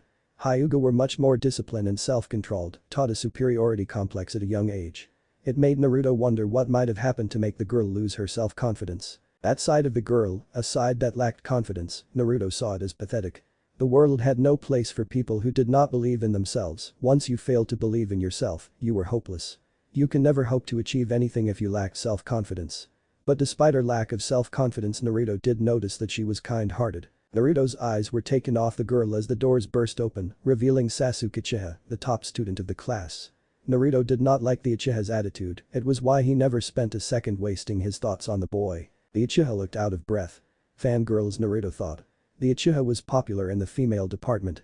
He was usually being chased around the academy by his fangirls. Sasuke did not seem to like girls. In fact, he tried by all means to avoid them. When he could not avoid them, he ignored them when they tried to speak to him. Some of the boys in the class wished they had the young Uchiha's luck when it came to girls. Girls threw themselves at the Uchiha, well, they had to try hard to get a girl to talk with them. Kiba resented Sasuke for that fact. He even went on as far as to try to embarrass Sasuke to get the girls to like him and leave Sasuke. The result, Kiba ended up in a hospital bed, not because he got beat up by Sasuke, no, it was rather the fangirls that pummeled the boy. From that day till now, Kiba has learned to hate Sasuke. The doors burst open again, two girls rushed into the class, one was wearing a pink dress, she had pink hair and green eyes. This girl's name was Haruno Sakura, the president of the Uchiha fan club. On her right was a blonde-haired girl same height as Sakura. The girl's name was Ino Yamanaka, heir of the Yamanaka clan. She was the vice president of the Uchiha fan club. Both girls were huge admirers of Sasuke. They were best friends and rivals when it came to fighting for Sasuke's attention and affection. None of the girls have had any luck so far, but their failure on encouraged them to do more. Sakura was way too loud for Naruto's liking. He has clashed with her a few times. Sasuke knew that Naruto was not the most liked in the class, thus he often chose to sit next to Naruto to drive away the fangirls. His choice drove away most of the fangirls, but not Sakura. She would yell at Naruto to get him to go sit somewhere else so she could sit next to her. Sasuke-kun Naruto obviously refused to do so each time. But his refusal would only get him smacked in the face by the girl. Despite her being weak, her punches really hurt. The class began to fill, and the mutterings began. Naruto thought of taking a nap but decided against it, seeing that Iruka would show up in class at any time soon. A minute later, the chunin teacher walked inside the class with a stack of paper. The class quieted down, as the students did not want to fall victim of Iruka's wrath. Iruka smiled at his students. Good morning, my students, I hope you are prepared for test. Naruto looked at Shikamaru with shock written all over his face. Hey Shikamaru, why did not you tell that there was a test today? It was too troublesome, Shikamaru said with a yawn. Naruto said nothing, he did not care about passing the test, he still had a few years in the academy to make up for lost time, should it be necessary. He was the demon and an idiot he would give them, for anyway. They were given 30 minutes to complete the test. The test was not that hard, it was just a history test. There was nothing that Naruto did not know, but to be an idiot that people wanted to see, he answered the questions that even someone with half brains would answer. The only questions he answered were the ones where they asked the names of Hokages. After the test, Iruka gave them a lecture before letting them go home. Naruto walked beside Choji and Shikamaru as they made their way out of the academy grounds. Naruto, Shikamaru and I are going to get some barbecued pork. You can come with us if you want to. Choji said, rubbing his stomach. Naruto shook his head, sorry Choji, I will pass today. Man, I had thought we would do another eating contest, well that just means more food for me. Naruto chuckled, I will see you guys tomorrow. He said, increasing his pace. Come on Shikamaru, let's get going before your mother comes looking for you. Shikamaru said nothing, he just followed Choji. If his mother was to find him at this time, she would have him do hard work he would rather avoid. A few days later, the Uchiha massacre, one of the greatest tragedies to have ever occurred in Konoha, beside the Kyuubi's rampage. The whole Uchiha clan was massacred by Uchiha Itachi, only leaving his little brother Uchiha Sasuke alive. One man massacred an entire clan in a single night. The Uchiha clan was supposed to be the strongest clan in Konoha, since their great rivals, the Senju, had now gone extinct and only one person was alive from the great Senju clan. Uchiha Itachi, he was said to be a prodigy, the strongest Uchiha alive. Naruto wondered what kind of power Itachi must have possessed to be able to massacre an entire clan in one night. He had to be surely powerful to pull off something like that. The reason the Uchiha had killed his clan was that he wanted to test his power. It was a reason that would make everyone to think that he had lost it, power had corrupted him. From what Naruto had been hearing about Itachi was that Itachi had been a kind and peaceful person before he became an Anbu. After he had become an Anbu, he became cold and distant. A change that not many liked, but he still did his job as a shinobi with all his heart.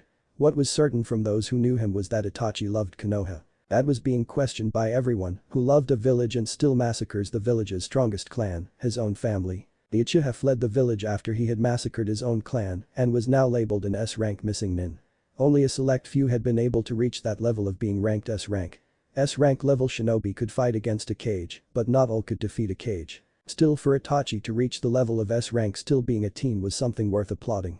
Not many people could achieve the kind of feat that Uchiha Itachi had achieved. Konoha was in chaos. Their great clan had been massacred. Some clans increased security in their compounds to ensure that the tragedy that fell on the Uchiha did not to hit them. No one knew if another clan prodigy would massacre his clan just to test his strength. Itachi had done it, who knew another prodigy would not follow his path. Naruto did not feel sad for that a clan he was part of was massacred. He did not care about what happened to them. He just pitied Sasuke, knowing that the young Uchiha would be crushed. Having your own brother kill your parents and your clan was something that one could not just shrug off as if it was nothing. Naruto sighed as he walked inside his grandfather's hideout. His grandfather was beside him. They arrived at a large clearing. The place Madara had told Naruto would be his training ground. "Grandfather, do you know of the Uchiha clan massacre?" Madara nodded, yes, those traitors got what they deserved. Naruto looked at his grandfather curiously.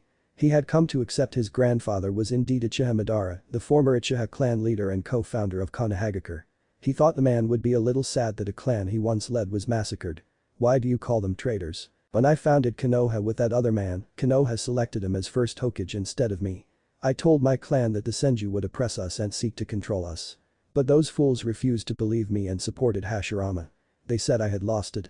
Over the past years the Uchiha were stripped of their power in Konoha and reduced to mere police force with no real power." Madara said, looking at Naruto. Naruto could see that his grandfather was truly happy that the Uchiha clan had been massacred.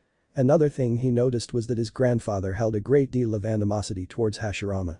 But he still respected the man for his power. How powerful do you think Uchiha Itachi was to be able to massacre his own clan? He is strong for a shinobi of this generation, but he is nowhere strong as I was in my prime. Madara paused for a moment. Do you really believe that Itachi massacred the Uchiha clan because he wanted to test his power? Naruto nodded. Madara shook his head. They were killed because of ignorance. They had come to realize that Konoha leaders were pushing them away from the village they founded. They had lost any power they had and could no longer influence the village in any way. They had also lost trust in the eyes of many Konoha villagers because they were blamed for the Kyuubi rampage, as some believed that the Kyuubi was being controlled by a sharingan. Had they listened to me, nothing like this would have happened. I still don't understand how that got them killed. They were attempting a coup d'etat to take over the village. It was the only way they could get their power back. Something like that would have led to a civil war. Other villages like Kumo and Iwa would have taken the opportunity to attack Konoha. Madara explained, seeing at no point in leaving Naruto out in the dark about the truth. Naruto had wide eyes at the implications of what his grandfather was saying, so Itachi killed his clan to avoid a civil war. Madara nodded. You catch on fast. How do you know this, Jiji? You spend your time here and the massacre only occurred 4 days ago. Madara smiled, placing his hand on top of Naruto's head. I know everything that happens in Konoha, nothing can be hidden from me. I am a co-founder of the village. When the village was built I was there. He paused, retrieving his hand. Now shall we begin our training? Yes, I think I will stay here for a few days since academy has been closed for 3 weeks. Naruto said. Madara nodded. He already knew that. Before we begin your training I want you to meet someone. Zetsu appeared from the ground. Naruto, this is Zetsu, he already knows you. Naruto waved his hand at Zetsu and then looked at Madara. What is he? Madara chuckled slightly. He is my spy, my creation. Naruto only understood spy, he did not understand what Madara meant by creation. It was not possible for someone to create life, right? You can go, Zetsu sank back to the ground. Madara turned to Naruto, we will begin your training and physical training. I need you to have a strong body. For the next year you will not go back to Konoha, but you will be in training each day, after you awaken your Sharingan we can then focus on ninjutsu. Won't the Sandaime start looking for me if I go missing for that long? Don't worry, I will help you create a blood clone that will replace you in Konoha for the next year. The clone will last for a year, it will be a replica of you, no one will tell the difference. Naruto nodded and smiled brightly, now let's begin with the training. He yelled, struggling to contain his excitement. Madara grinned. It was a grin that made Naruto to think twice about allowing his grandfather to train him. The grin Madara had promised pain, a painful training that Naruto would soon have to endure. Madara did not stop grinning as he was busy picturing the torture he was going to put Naruto through. Hey grandfather, are you okay? Madara stopped grinning, yeah I am okay, put this weights on. Naruto put on the weights on his legs, but found it nearly impossible to move. He looked at his grandfather thinking that he would let him half the weight, but his grandfather shook his head, do 50 laps, after that 50 sit-ups, 100 punches and kicks on that dummy. I will be watching your progress from here. Naruto stood unmoving for a minute. His grandfather hit him in the head with his cane telling him to begin his training. Naruto dragged his body and began his training, which he believed was a little harsh for a 7-year-old. At the end of the day Naruto had lost consciousness. Zetsu had to carry him off to his room within the huge hideout. When he woke up he cursed his grandfather. Madara was quick to point out that with Naruto's healing abilities because he housed the Kyuubi, any damaged muscles would be healed while he was sleeping. It would be foolish not to take that advantage. Madara said. Though Naruto could agree it would be foolish not to take advantage of his healing abilities, it did not mean he had to like the kind of training his grandfather was putting him through. Don't worry, it only hurts this much because it was your first day. Once you get used to the weights and your body adapts to the training program, you won't be complaining anymore. Madara said. Naruto just nodded, he needed to rest. The old man had told him when he woke up they would have to begin the training in the morning, only taking breaks to let him recover. 6 months later, Madara had just finished telling Naruto about the Sage of Six Paths. He needed to start at the beginning for Naruto to understand why he was going to do things to his body. Naruto listened well when his grandfather was telling him about the Sage and his legendary eyes, the Rinnegan. The eyes that gave the Sage the ability to learn any jutsu in existence, control over life and death. Something like that really made the man a god, you had to be god to have control over life and death, to be able to bring the dead back to life. The Sage had 2 children, Senju and Uchiha. The Senju possessed the Sage's physical power and life force, while Uchiha possessed the Sage's eyes. In my fight with Hashirama I was able to get his cells and infuse them in my body. As I told you, the Sage was made out of Uchiha and Senju. I experimented on myself trying to achieve the power of the Sage. With Hashirama's cells I was able to get his power, the ability to do Mokuton Jutsu. At my old age, I was able to unlock the Rinnegan because I had both Uchiha and Senju powers. Naruto looked at his grandfather's eyes, Madara spoke, I transplanted them to a Uzumaki orphan. Why did you do that? He could not understand why someone would give away a powerful Dojutsu like the Rinnegan. I will tell you about it later, right now we have other things to deal with. Naruto nodded, so the reason you have Hashirama's face in your chest is because you infused his cells into yourself. Madara nodded, Naruto, I want to infuse my cells in Hashirama's cells. I might hate that man, but I respect him for his power. I know Mokuton is powerful, which is why I want you to be able to use it so that you may be able to stand against your future enemies. Having Senju cells will allow you to awaken the Rinnegan once the cells bond with yours. Naruto was quiet for a few minutes. Whether he liked it or not, his grandfather seemed set on to do what he wanted to do on his body. Grandfather, will I also have Hashirama's face on my chest? I already look like Namikaze, and to have Hashirama's face on my body will be too much for me. Madara had been teaching Naruto to hate Senju, especially Hashirama. So to Naruto, looking like his father who he hated was already punishment enough. Having Hashirama's face on his chest would be too much for him to bear, since his grandfather he made him hate the man. You won't have Hashirama's face on your chest. What I am going to be doing is to infuse both my and Hashirama's cells with your body.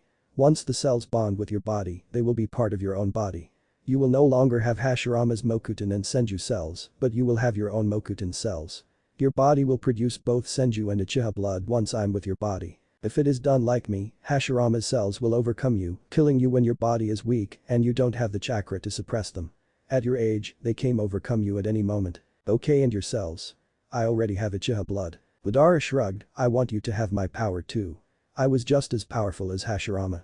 It is only fair that you also have my cells. Naruto shook his head, his grandfather was too proud of his own power. "Fine, let's do this, I need to go back to training," Naruto said. He had come to enjoy his training once he had gotten used to the weights his grandfather made him wear. He felt strong physically. Despite not training in ninjutsu, he enjoyed his training.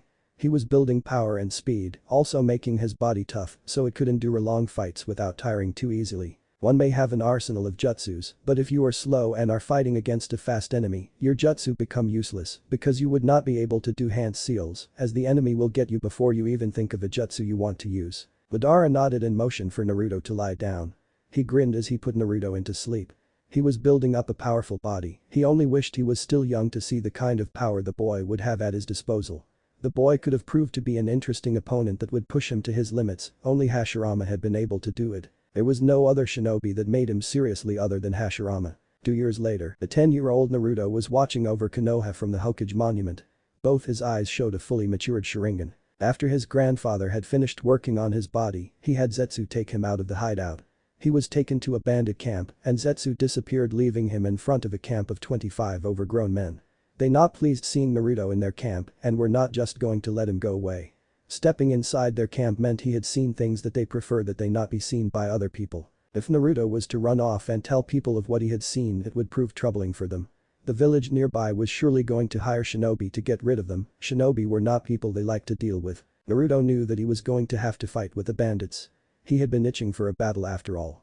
He needed to test how far he had gone with his training. And so he fought with his enemies. They were weak, not strong as shinobi, but their numbers proved too much for Naruto. He was almost killed, but his experience of almost getting killed awakened his Sharingan. Zetsu came and finished off the remaining bandits. He took a guilt-stricken Naruto back to the hideout. Naruto felt horrible for killing. To take someone's life had left him feeling like a monster. Especially after knowing that he had just killed just so he could awaken his Sharingan. He was happy that he had awakened his Sharingan, but the way it was awakened was not a way he liked. It took a beatdown by Madara's cane for Naruto to stop feeling guilty.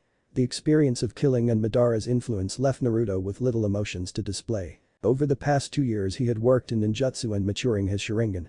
He trained mostly alone since his grandfather was old and not as mobile as a sensei should be. He only gave Naruto instructions and advised whenever Naruto was having troubles with something. The thing he hated about his grandfather was that he was a perfectionist. Every little mistake that Naruto made was pointed out. He was never satisfied with good, only perfect made him smile. Hashirama's cells were hard to control, his grandfather had told him be patient.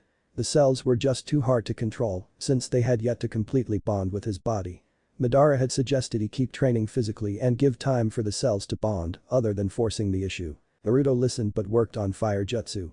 His grandfather was a master of the fire element. With his cells in his body, it also gave him higher control over the fire element. Soon he would be a master of the fire element with enough training. After he had awakened the Sharingan, he had decided against coming back to the village so that he may focus on maturing his Sharingan and learning ninjutsu. He let the blood clone continue to be in his place at the village. His grandfather had told him to be careful that no one saw him with his Sharingan activated. Madara had said that because Naruto had his Sharingan activated, always. His secrets meant that he could not train within the village. Training within the village would be risking him getting caught doing things he shouldn't be doing. He had returned today. Madara had told him to go back to the village for some time. Zetsu would be used if Madara wanted to see him. The old man's body was giving up. He had told Naruto to go back to Konoha while he dealt with the problem. Naruto just hoped that the problem would be dealt with. He did not know how he would react should his grandfather's body give up. Naruto was busy sorting out the memories of the clone he had dispelled. The blood clone gave him all the memories it attained on its 2.5 life. The memories were too many. Naruto had been sitting in a meditative position for the past 5 hours. A major headache was troubling him due to the overload of memories he received. Nothing much had changed in Konoha. The Sandames still visited him at his apartment once a month. The villagers had been treating Sasuke like a king because he was the last faithful Uchiha. But the Uchiha seemed not to care how they treated him, he just avoided everyone. Looking at the memories, Naruto shook his head at what Sasuke had become because of his brother's actions. Naruto thought for a moment. Sasuke had always been the way he was at the moment, it was just that before the massacre, he was not cold and an emo-brooding king. But he was distant and seemed to have something dark hidden within his heart. Naruto wondered what the Uchiha would do should he know why his brother massacred their clan. The Uchiha massacre had left the boy unstable. He seemed to lose control over all his emotions when someone mentioned Itachi. Itachi had become a taboo in the presence of Sasuke. The village hated Itachi. They did not know the sacrifice he made. Itachi was like him in some sense. Both were hated even though they were heroes. But it was different with Itachi, since nobody knew he was a hero. With him they refused accepting him as a hero, even when he protects the village each day by housing the Kyuubi. Due to Madara's influence, Naruto had also come to thank Itachi for the Uchiha clan massacre. They had betrayed his grandfather, had they not done that they would never have been wiped out by a single man, no a teen with a mangekyou sharingan. Their arrogance was another that got them killed. They might have been powerful to think that they could take on a village, had been a foolish thought on their part. The mangekyou sharingan was a powerful tool. Dangerous, wielded by a demented person. Madara had told Naruto all of the mangekyou's abilities. Thus Naruto respected anyone who had awakened the eyes. Naruto sighed as he got up and deactivated his sharingan. He decided to walk back to his apartment. He needed to kill time, it was still in the afternoon. He had nothing better to do for the rest of the day. It seems they still haven't changed. Naruto thought, walking in the streets of Konoha. The villagers still had their hateful glares, while some ignored his presence. His clone did not do walk around the village much often, it spent most of its time at the academy and in his apartment. But the time he spent getting lectures from his grandfather, Naruto could care less if they stared at him or not. It longer hurt him, in fact it amused. They were ignorant fools blinded by hatred. He would be a fool too if he cared for what ignorant fools say and do with their time. It was better to let the fools amuse themselves for now. Sooner or later he would be the one laughing openly at them. For now he could not tell them they were fools, if he did they would surely rally up everyone to try to burn and skin him alive for insulting them. Naruto walked past a lake, he stopped when he saw Sasuke sitting there alone. Sasuke noticed Naruto and stared at him with cold uncaring eyes before looking away from the blonde. Naruto shrugged Sasuke's cold stare and continued walking at the direction of his apartment. Sasuke chose to be distant from other people, no one chose for him. He chose to take the path of revenge. Revenge was never a pretty thing. It destroys you from the inside out until there is nothing left. What would be left would be a body that used to be a person, a shadow and memories that would soon be forgotten. Naruto walked inside of his apartment. He breathed in the air inside of his apartment. He had missed his cold and lonely home. It has not been home to him for the past 2 years. Naruto smiled at himself and went to his small bedroom. He took off his jumpsuit and jumped into bed. It might have been too early for him to sleep, but he had nothing to do. Konoha was not like his grandfather's hideout where he could do so many things without getting bored. His mind seemed to agree with him, it did not take long for him to drift into unconsciousness bliss. A few days later, the Forest of Death, today Naruto had been strolling around the training ground. He was bored and decided to take a walk within the forest. Only a select few used the training ground, it was a good place for one to be alone. He could not walk around the streets of Konoha because there was always a pair of Byakugan eyes watching him. It made him feel uncomfortable to think that a girl, not just any girl, a Hyuga heiress was stalking him. Ever since he returned he had noticed that most of the times the girl was following him around the village. The girl was weird indeed.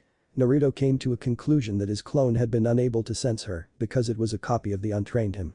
Now he sensed chakra better. The girl was just not good at hiding her position.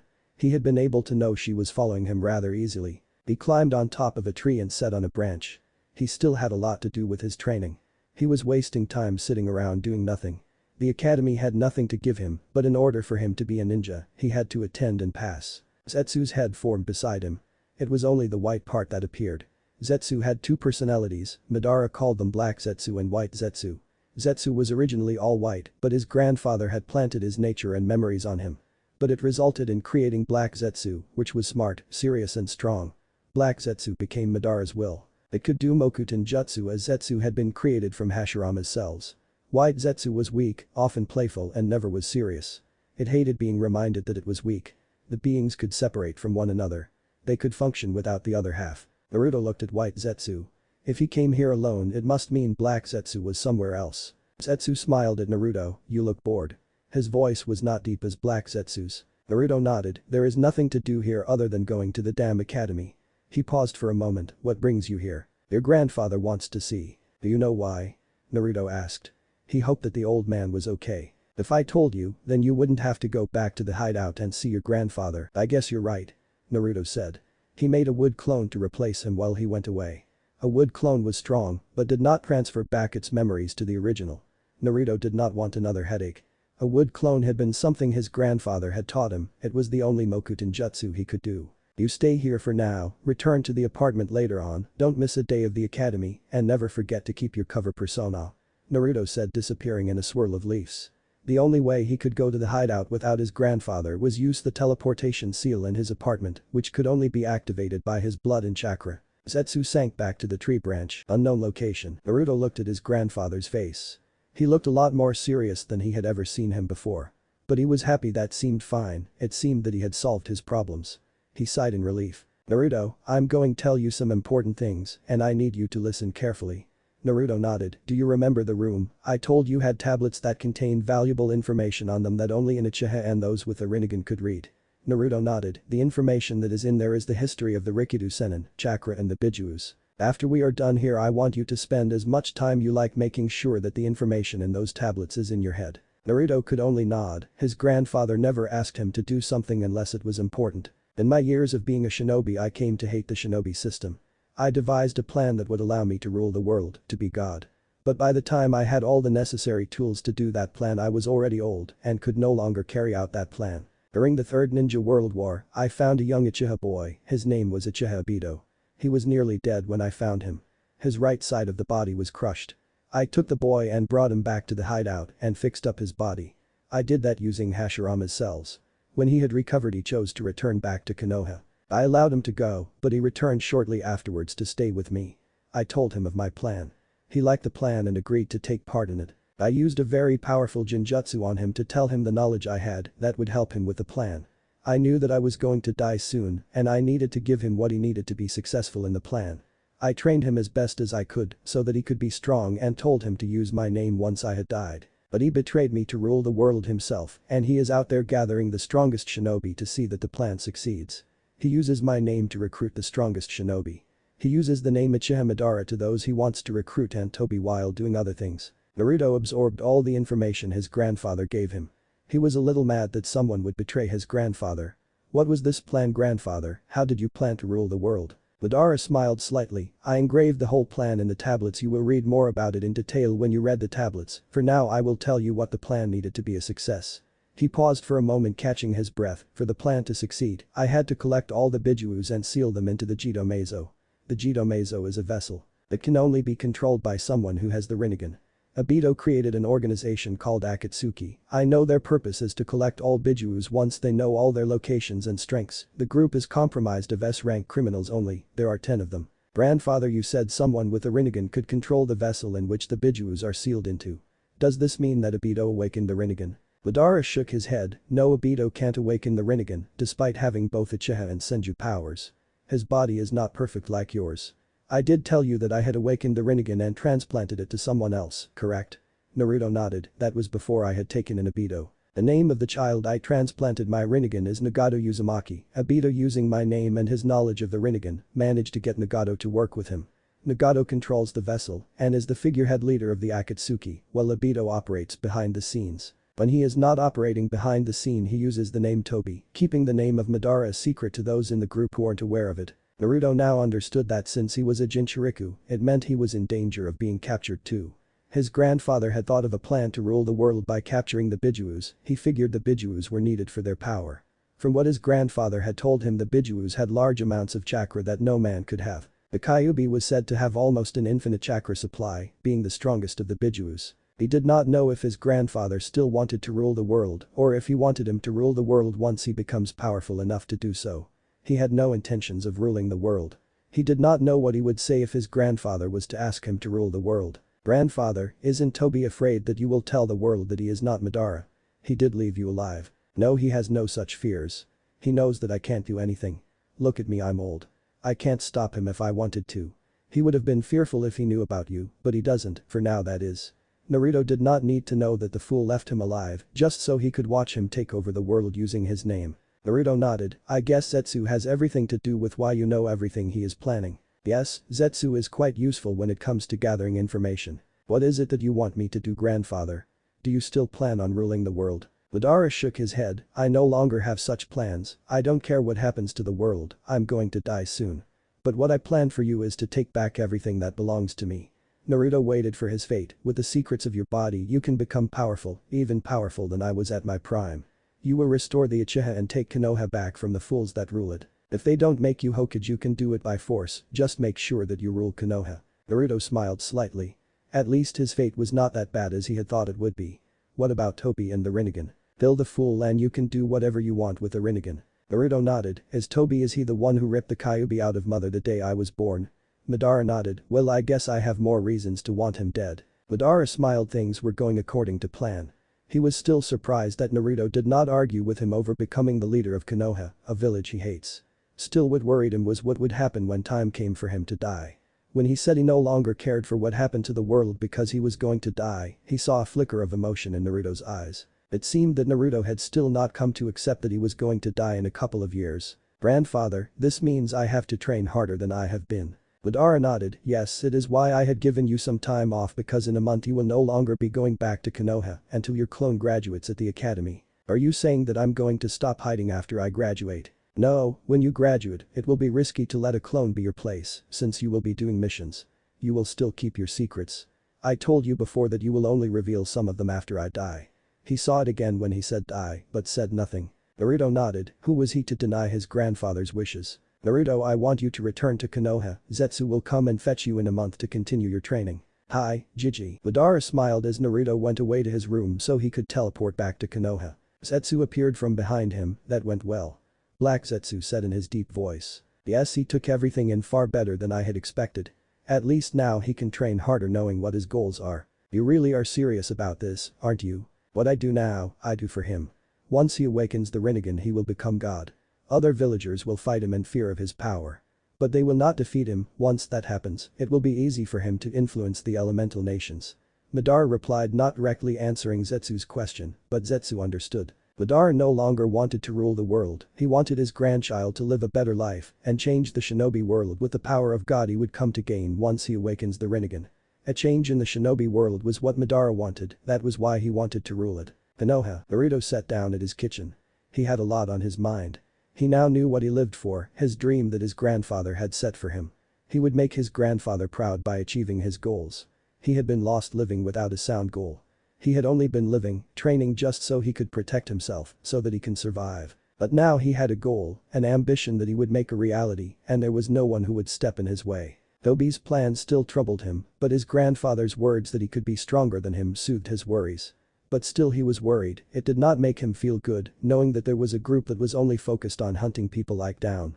He was sure that no one in the village knew of the Akatsuki, his grandfather knew things that no one knew of. At the moment he just had to focus on getting strong so he could defend himself and defeat his enemies. His grandfather had assured him that Tobi did not know about his relations with him. That was a positive. He could surprise the Uchiha when he does find out about his relations with Madara. With his dreams he now had to accept that he was an Uchiha. The Uchiha clan was his clan, he was part of the clan. It was no longer his grandfather's, Itachi or Sasuke's clan only, but it was also his clan. He was one of the few remaining Uchihas in the world. Thinking of it, Naruto smiled. It meant that he was going to have to use Uchiha as his name. He would drop Uzumaki and use Uchiha only. He did not have to use that cursed Namek as his name, which was a good thing for him. Uchiha Naruto, he thought with a smile. The villagers were going to surely die when they come to find out that he was an Uchiha. He could almost see the looks on their faces when they hear of it. Even when he hated his father, he would let the village know that Namikaze was his father, just to make them feel worse about themselves. He could almost see them begging for forgiveness, not that he would care about their apologies. He would just let them know of his heritage just to see that look on their faces, it would be priceless. Even his grandfather would laugh. Uchiha and Namikaze were already taken off. What was left was Uzumaki. It was the only thing that he had left of his mother. She was never seen as a hero, nor was her name written anywhere, she had been made non-existent. He would correct that in time. Naruto was brought out of his thoughts when he heard a knock on the door. He figured it was the Sandaime. He had been expecting the old man for his monthly visits. He went to open the door and led the old man back to the kitchen. The Sandaime smiled softly while he took a sit. It's good to you again, my boy. Naruto smiled and nodded. It's good to see you too, Gigi. I'm glad you are still lively as always. I brought you your allowance, he said, giving Naruto an envelope. Naruto took it with a wide grin. How are things at the academy? Are your senseis still sabotaging your academics? Naruto shook his head. Iruka-sensei no longer glares at me, and sometimes he even smiles at me. Naruto replied. He was surprised when the chunin stopped glaring at him and started being nice to him. He was no longer kicked out of the academy. Iruka would even go as far as to have him woken up should he be sleeping inside the class, just so that he could listen to the lecture. Although he had been able to see traces of hatred at the chunin's eyes, he knew that the chunin was trying to get over his hatred, not hide it. The Sandaime smiled brightly upon hearing Naruto's answer. Good, I expect you to get room result now that your sensei is being fair with you. Naruto grinned, he had expected the Sandaime to say something like that, I will try my best Jiji. Sarutobi smiled getting up, I will hear from Iruka about your progress. I will be going now, I have some paperwork to finish. Naruto nodded, goodbye Jiji. The Sandaime walked away leaving Naruto alone. The Sandaime spoke Iruka's sensei like he was familiar with it. He guessed the Sandaime was responsible for the chunin teacher's change of heart. The old man, despite his lies, never stopped trying to make his life better. Unknown location. Naruto walked inside his grandfather's hideout with his sharingan activated. A month had passed and he had returned to continue with his training. His grandfather was waiting for him beside Zetsu. Naruto stopped in front of them. Let's get going. Madara said walking away. Naruto followed behind with Zetsu. Chapter 3 The Revealed Secret. 3 years later. The forehead protector, it symbolizes that one is a shinobi of a village. Each shinobi village has its own hideate. Once one wears it, it shows where one's loyalties lie. Naruto held the forehead protector with his right hand. He had been given it after passing the academy exam. His passing was a surprise to everyone in his class, even the senseis seemed surprised that he had passed. No one had thought that he was going to pass the exams. He was the dead last after all. So it was expected for the dead last to be the one that fails the exam that everyone passes. Naruto did enough to pass the exam. He did not have to fail since everyone his age was going to pass. He had already spent too much time in the academy, it was time to get out of the academy and become a shinobi. It had been just a day now since he got the forehead protector. The Sandaime had been pleased upon knowing that Naruto had succeeded in becoming a genin. Naruto saw it in the old man's eyes, the proud smile he had on his face. Anyone who had looked at the old man that day would have seen that he was truly happy. Naruto had never seen the old man give him a proud smile like that before. Naruto had returned today from his training. His grandfather had told him to come back to the village and replace with the clone. It was no longer needed. They had planned to dispel it after the graduation. He had also told Naruto to return after he had done so. In 6 days they would be meeting their senseis. They were already assigned to their teams. Naruto was placed in Team 7, along with Uchiha Sasuke and Haruno Sakura. They had said that Naruto was placed on the team to balance the scales. Sasuke and Sakura were top students, and Naruto was the dead last, he made a perfect member of the team. They were not yet informed of their sensei's name. They would meet them in 7 days at the academy. Naruto placed the forehead protector on his forehead. He looked at himself and smiled at himself. It felt good to wear the forehead protector. Wearing it meant that he would have more things to do now. No longer would he be worried about training only, he would also have to place missions and team meetings into his daily activities. Right now he needed to meet with his grandfather. Madara had made it clear that he came back to the hideout after dispelling the clone and taking the forehead protector. He did not want to make his grandfather wait any longer. He entered his bathroom and placed his hand on the floor next to his mirror. A seal appeared on the floor, Naruto bit his thumb letting blood leak. He wiped the blood on the seal and then disappeared. Unknown location. Madara held his gunbai with both his hands. He looked at it remembering the good days when he was still at his prime. Remembering those days made him wish he was young again. He wanted to give the gunbai to Naruto as a gift for becoming a shinobi. It would also prove useful in future battles. He had used it many times when he fought, thus he knew its value. He also wanted Naruto be like him, wielding a gunbai made Naruto like him. He had succeeded in making Naruto think a lot like him though not completely. Naruto looked at the war fan with an impassive gaze. His eyes were studying the war fan his grandfather held. It was wide with a tomo on it and had a long handle with bandages wrapped around the base and a chain attached to it. It had a purple tint with a black border. Take this, it is my gift to you. Madara said. Naruto brought out both his bands accepting the gunbai. It was a little large for him. He could not use it at his current height. Thank you Jiji. Madara smiled slightly, Naruto, I want you to know that I am proud of you. If you continue to train as hard as you have been you will one day surpass me even Hashirama. Naruto did not react at first. It was unusual for his grandfather to say things like that. He brushed off his worries, his grandfather did a lot of unusual things. Madara continued speaking, never forget what I taught you and keep my words your heart. Now Naruto was beginning to worry, again. It seemed like his grandfather was saying goodbye to him. He could not accept something like that. He still needed his grandfather alive. What's wrong grandfather? There is nothing wrong, all is well. He lied. Naruto did not see it, even with his sharingan active. Do I still have to act weak now that I have become a ninja? He asked wishing his grandfather would allow him to stop acting weak and stupid. Madara smiled at Naruto and replied, patience child. Naruto sighed, it seems that he was not going to get his wish.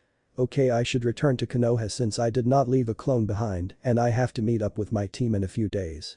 Naruto said. Madara nodded, you can go, I have no other reasons to keep you here. He said. Naruto smiled slightly before going to his room. He did not need to take the gunbai with him to Konoha. He was not going to be using it for now after all.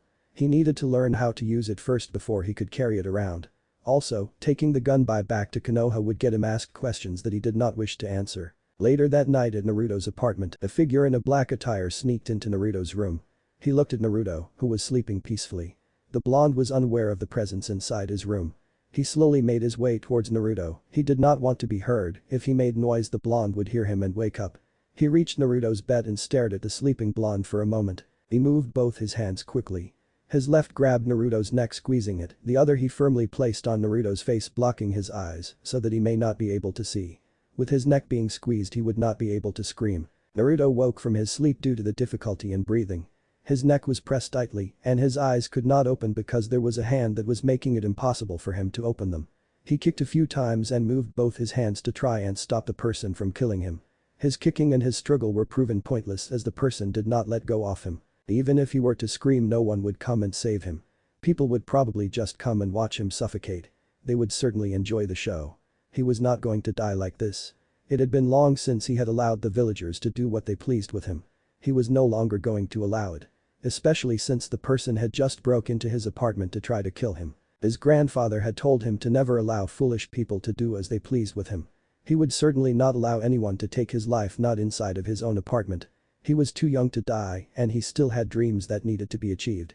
He could not die and leave his grandfather alone. Naruto reached under his pillow while struggling to get loose from the tight grip on his neck. His eyes could not see. He took a kunai under his pillow and held it firmly. Because he could not see with his eyes, he relied on his other senses to try and stab the person on his shoulder so that the person could loosen up the grip on his neck. He moved the kunai quickly and felt it connect with something. The contact gave him the assurance that he had stabbed his attacker. The hands pressing him down the bed no longer had the power they had. He was able to get loose from the grip.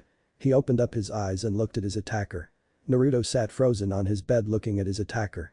His attacker was now falling down because of the wound on his neck. The blood leaked out even though the kunai that pierced him was still in his neck. Naruto was still frozen when his attacker hit the floor with a thud. "Gee, grandfather." He managed to stutter out at his grandfather. Naruto felt his word crumble down, his heart breaking into pieces. Tears started to wet his cheeks as he cried in regret. He had committed the greatest sin he could have ever do. He had killed his own grandfather.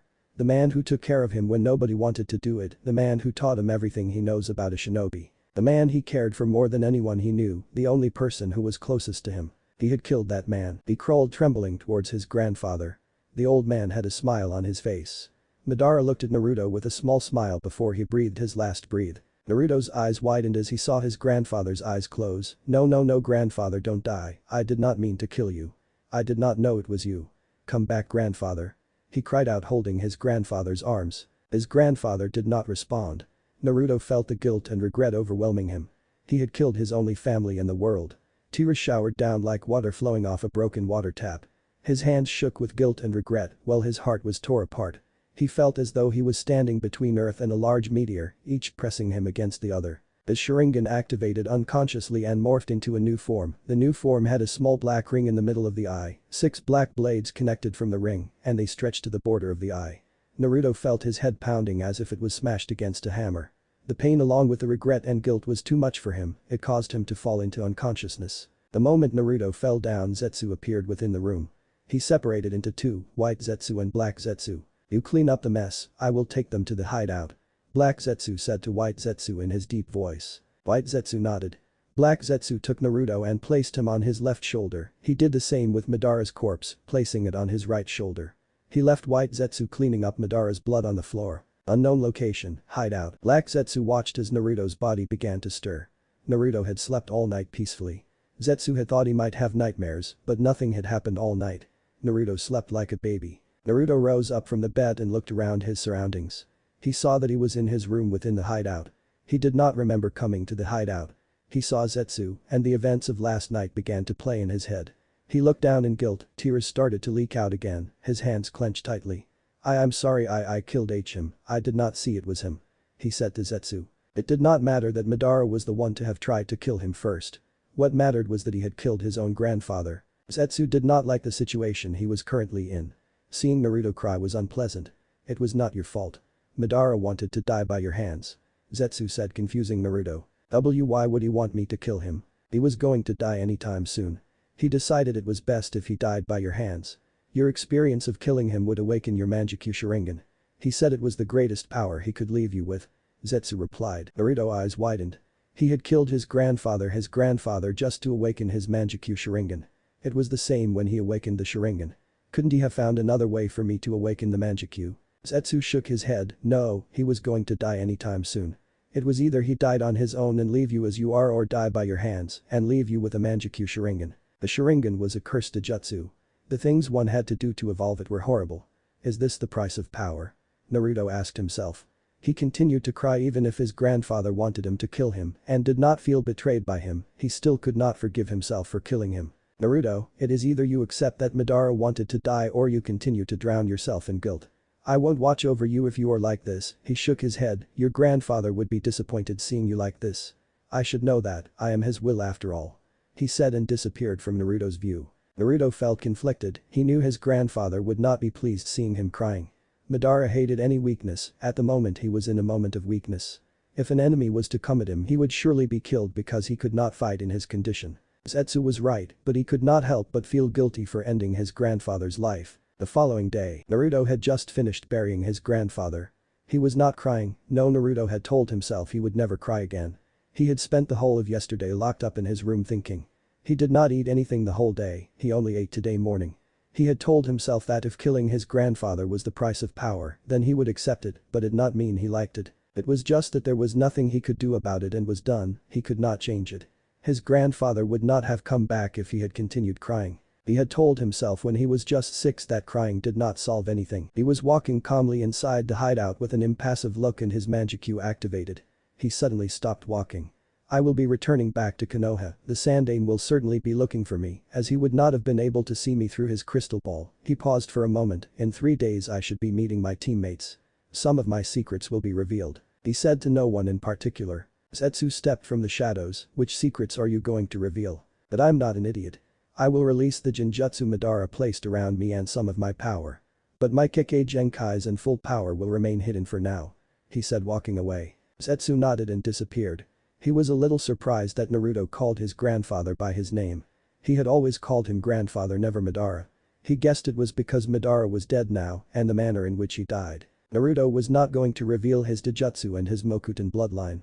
It was still going to be fun for Zetsu watching the looks on Konoha's face when it realizes that Naruto was not an idiot it thought he was. A few days later, academy, the whole class was quiet. No one was saying anything, they all just looked at single person. Some looked at him with wide eyes, some in disbelief, one with indifference. They were speaking within their thoughts because they were seeing was something that they thought they could never see and something that they thought could never happen. The subject of their thoughts was Uzumaki Naruto. Naruto was not in his kill me orange jumpsuit. He was different, he looked different. No more was the foxy grin that had always been ever present on his features. Naruto was wearing a black long-sleeved shirt with a red Uzumaki swirl in his front and back. The one on the back was small, but the one in the front was large, it covered his chest. He also wore black shinobi pants, black shinobi boots and black gloves, each with an Uzumaki swirl at the back of his hand. His blonde hair was long, they reached his shoulders, and 2 large bangs covered a bit of his face. The bang on his right made his eye barely visible. Naruto had not cut his hair ever since he was 7. He let his hair grow for 6 long years. He wanted them to be like Madara's when he grew older. Naruto's whisker marks were still there on his cheeks, but seemed to be disappearing. His face looked mature, and his eyes were devoid of any emotion. A minute passed and everyone got over their shock. Is that Naruto? A random girl asked, still in disbelief. Yes, that's him, and he looks kind of hot. The Sasuke Uchiha fangirl did not like hearing that. He might have changed his clothes, but he is still a dead last. Who cares if he is the dead last? He graduated and what matters most is that he is hot. Maybe, but he is not as hot as Sasuke-kun. That might be true, but it does not change the fact that he is hot and you just admitted it. The Uchiha fangirl huffed and looked away. Today they would not be meeting with Iruka. He had already given his final speech the day he announced the teams. They were told to come here and their Jonin senseis would come and fetch them. A few moments later the doors opened. A group of Jonins walked inside class. When they all saw him they eyed him suspiciously and curiously. The Naruto they all knew was not like that. They did not dwell on it though, they went on to collect their students. Only 2 Jonins interested Naruto because they had genins he was familiar with as their students. Asuma Sarutobi, the son of the Sandaime Hokage, here is in Sarutobi. His team was Team 9, it consisted of Ino Yamanaka, Akamichi Choji, and Nara Shikamaru. The three were friends, so Naruto was not surprised that they were grouped together. He knew that Shikamaru would be the brains of the team, Choji the muscle of the team. He could not figure out what Yuzino would be for the team, since the girl showed no ninja skills while her clan techniques could be quite useful if she did learn them. As far as he knew, the girl did not train at all. Yuhi Kurenai, Konoha's Genjutsu mistress. She was the Jonin sensei of Team 8. The team was composed of Hyuga Hinata, Inyazuka Kiba, and Abiram Shino. Trackers, Naruto thought, looking at the team. Inyazuka were tracking specialist in Konoha. Their noses were blessed in tracking a person's scent. Hinata with her Byakugan could be useful in the fronts since the Byakugan could see through anything. Shino could also operate like Kiba with his Kinkai. The class cleared and Team 7 was left alone in the class. They waited for more than 2 hours for their sensei to arrive. Naruto did not like the time it was taking for the Jonin of Team 7 to arrive. He was displeased. He did not like people who wasted his time. Team 7's Jonin was wasting his time by being late. 2 hours was a bit too much for Naruto to tolerate. Over the time, Sasuke had been stealing glances at Naruto, who had been quiet ever since he entered the class. Sasuke was curious about the changes in Naruto, but his pride stood in the way of asking about it or displaying his curiosity. Sakura was being Sakura, though she never did try to say anything to Naruto. It was because of the emotionless look on Naruto's face. It was different from Sasuke's. With Naruto, she was not used to it, and it gave her a bad vibe every time she looked at Naruto. Her focus was on trying to impress Sasuke. As always, Sasuke ignored her attempts. A few minutes and a man with spiky silver hair, a mask that covered most of his face, the only part not covered was around his right eye. He held a small orange book on his hand and had a bored expression on his face. His eyes looked lazily at the Genins before going back to his book. Happy Ninja, had a Kakashi, I should have known he would be selected to be Team 7 sensei, Naruto thought, looking at the famed Sharingan no Kakashi. At least I did not get a weak sensei, he thought. Kakashi narrowed his eye at Naruto. The blonde was a different person from the one he had seen in the past months and different from the reports he got. He looked at it when gone through a transformation. You must be Team 7, Kakashi said lazily, meet me at the roof in 5 minutes. He said and disappeared in a puff of smoke. Naruto too disappeared into thin air. Sasuke stared at where Naruto had been sitting before clenching his fists. He walked away with Sakura following him behind with a confused look on her face. She was confused because Sasuke seemed angry at something. She could only guess it was because Naruto had just disappeared into thin air, but she questioned herself as she could not understand how it would make Sasuke angry. Roof. Kakashi looked at Naruto curiously. This was certainly not the Naruto he was expecting to see. What surprised him the most was that Naruto appeared at the roof just after he did. He could not have done it with pure speed, he had used a shunshine. It surprised him because Naruto was not supposed to be able to do that kind of jutsu. The jutsu was a chunin level jutsu. From what he had heard, Naruto had struggled to even do the Bunshin no Jutsu. He shrugged off his thoughts when he saw the rest of his team appear. He looked at them lazily. Sakura seemed out of breath, while Sasuke was Sasuke. Looking at Sakura, Kakashi could tell that the girl lacked physical training, meaning she was physically weak. By the looks of things, it seemed that the girl did not train at all if she lost her breath by climbing a few stairs. Sasuke looked at Naruto for a moment before going to take a sit beside the blonde. Naruto did not spare Sasuke a glance, he just sat there as if Sasuke was not there, something which seemed to trouble him greatly. He hated being ignored, especially by a dope. Kakashi never took his eyes off his book as he spoke. Alright, now that everyone is here, I want you to introduce yourself by telling us your name, likes and dislikes. He said in a bored tone. Sakura did not seem to get it. Sensei, why don't you go first to give us an example on how we should introduce ourselves? Kakashi took his eye of his book and stared at the girl for a moment. She was supposed to be smart, he could not understand why she would say something like that. He did say how they were supposed to introduce themselves. He sighed, I am Hada Kakashi. I have no intentions of telling me my likes and dislikes. As for my dream, I have a few hobbies. He introduced himself, his eye off Sakura and back on his book again. All he gave us was his name, 2 of the Genins thought with a sweat drop. Naruto gave no reaction to it, he just stared impassively into the blue sky. You're next. Kakashi said looking at Sakura. Sakura nodded, hi, I'm Haruno Sakura, my likes are, she looked at Sasuke with a blush, my dreams are, she looks at Sasuke again with a blush and a soft giggle. Sasuke ignored her, he just went on with his brooding. My dislikes are Ino Pig, and, she paused for a moment looking at Naruto. She sighed in relief when she saw that he was not looking at her. His impassive face kind of scared her, but since he was not looking she could say whatever she wants, Naruto baka.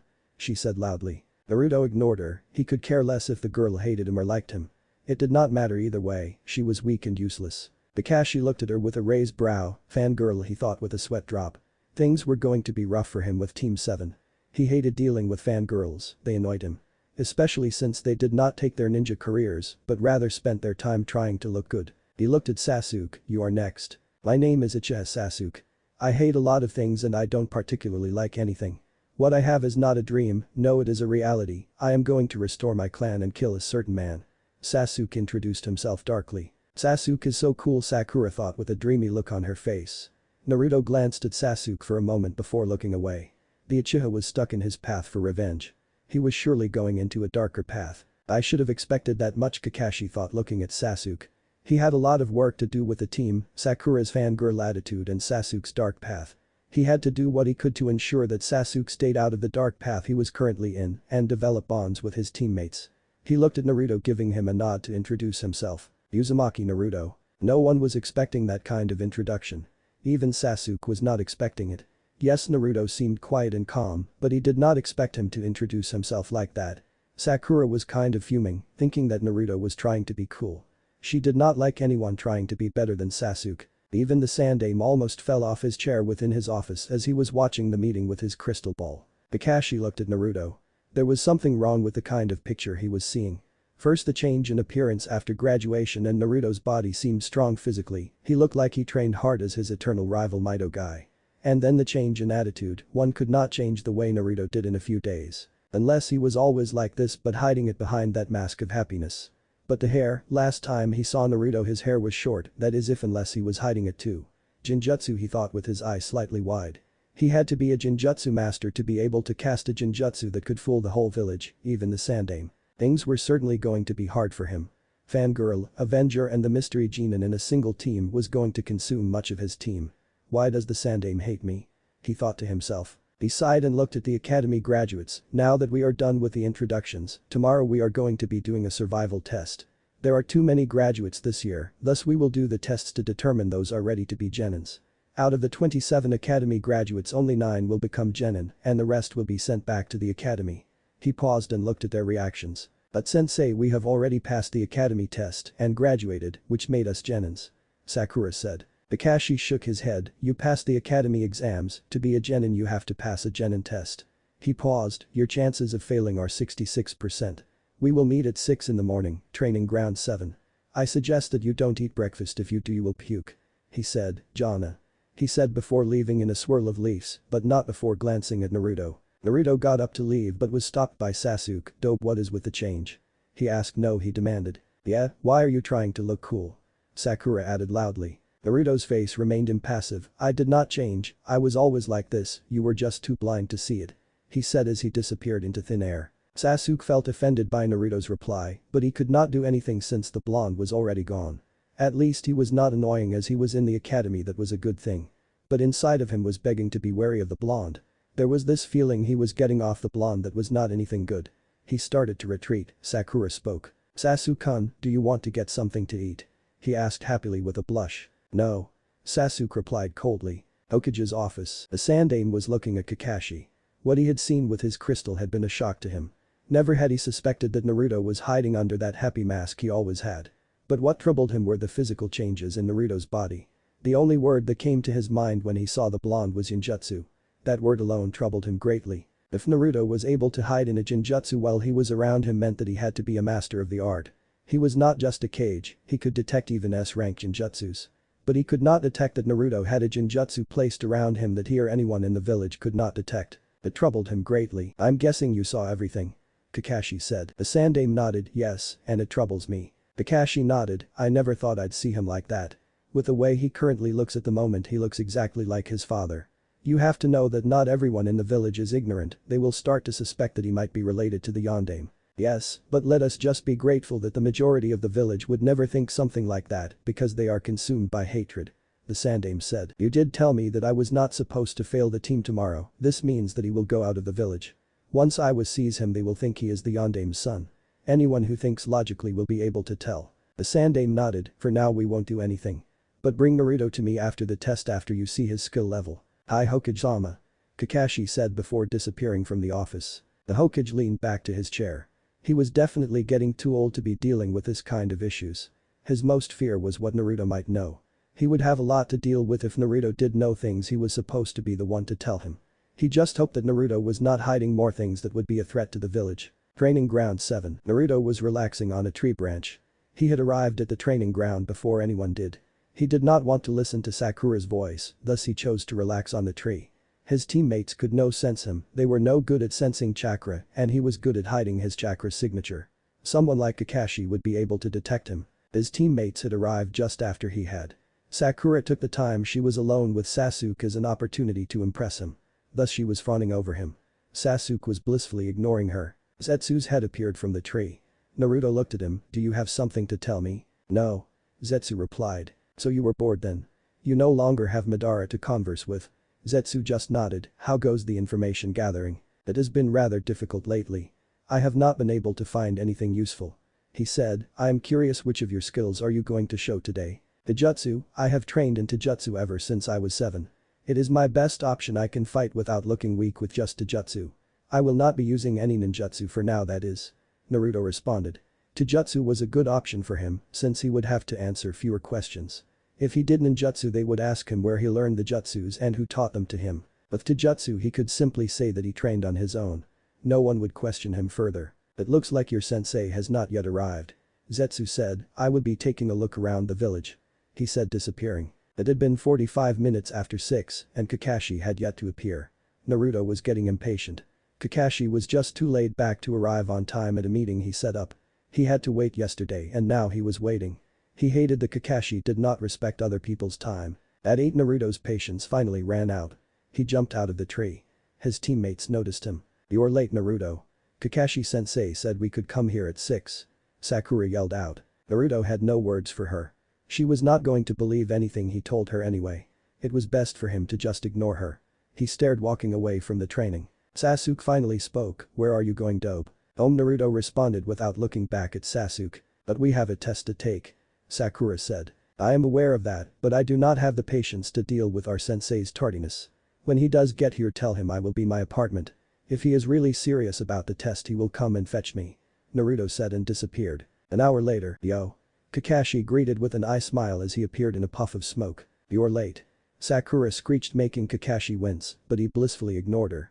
He looked around because he could not see or sense Naruto. "Where is Naruto?" "He left about an hour ago because you were late."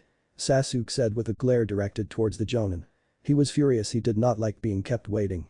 He could have left with Naruto but chose not to because to get stronger, he needed to pass the test for him to be a ninja. Kakashi brushed Sasuke's glare aside. "Did he tell you where he was going?" Sakura nodded. "He said he was going back to his apartment. I will be back in 10 minutes with him, so don't go anywhere," he said as he puffed away. Naruto's apartment. Kakashi arrived at Naruto's apartment. He found the apartment's door slightly opened and decided to enter. "Naruto," he called out, entering the blonde's home. He got no reply. He was surprised when he found the apartment looking empty. There was no furniture in and their things packed inside boxes. It seemed like the blonde was moving out or moving things out to make space for new furniture. "No, he is moving out," Kakashi thought to himself. Naruto walked in front of Kakashi. "You are moving out?" Kakashi asked curiously. Naruto nodded. "This place is degrading. It's a rundown apartment, something not suitable for a shinobi." It was indeed degrading, but it was not the reason he felt he needed to move out now anyway. The apartment reminded of the good days he had with Madara and his bedroom made it difficult for him to sleep since it was the place he had killed Madara. He could have gotten over that in time, but he needed to find a suitable place for him to live in. "Where are you going to live now?" "The shinobi district," Naruto replied. Kakashi just nodded, but he had questions. Naruto was definitely not getting help from the Sandaime. If he was the Sandaime would have told him about it. That begged the question, where did Naruto get the money go rent an apartment at the shinobi district? He knew that someone like Naruto, who was not yet a ninja and lived off the allowance the Sandaime gave him every month, should not be able to afford an apartment on his own. He would get answers when the Sandaime spoke with Naruto later on. "Come on, let's go, the others are waiting for us," he said. Naruto nodded and went on to close the door while Kakashi disappeared. Training Ground 7. Kakashi remembered something that he wanted to tell Naruto. He had forgotten about it after he had reached the blonde's apartment. "Naruto, don't do what you did again in the future if you pass the test I'm going to give you." Naruto stared at Kakashi for a moment before responding. "Give me that lecture again when you learn to respect other people's time," he said. Kakashi was not expecting Naruto give that kind of reply. He could not argue, but he could give a good reason as to why he had been late today. "Well, you see, a black cat crossed my path and I had to take the long way around.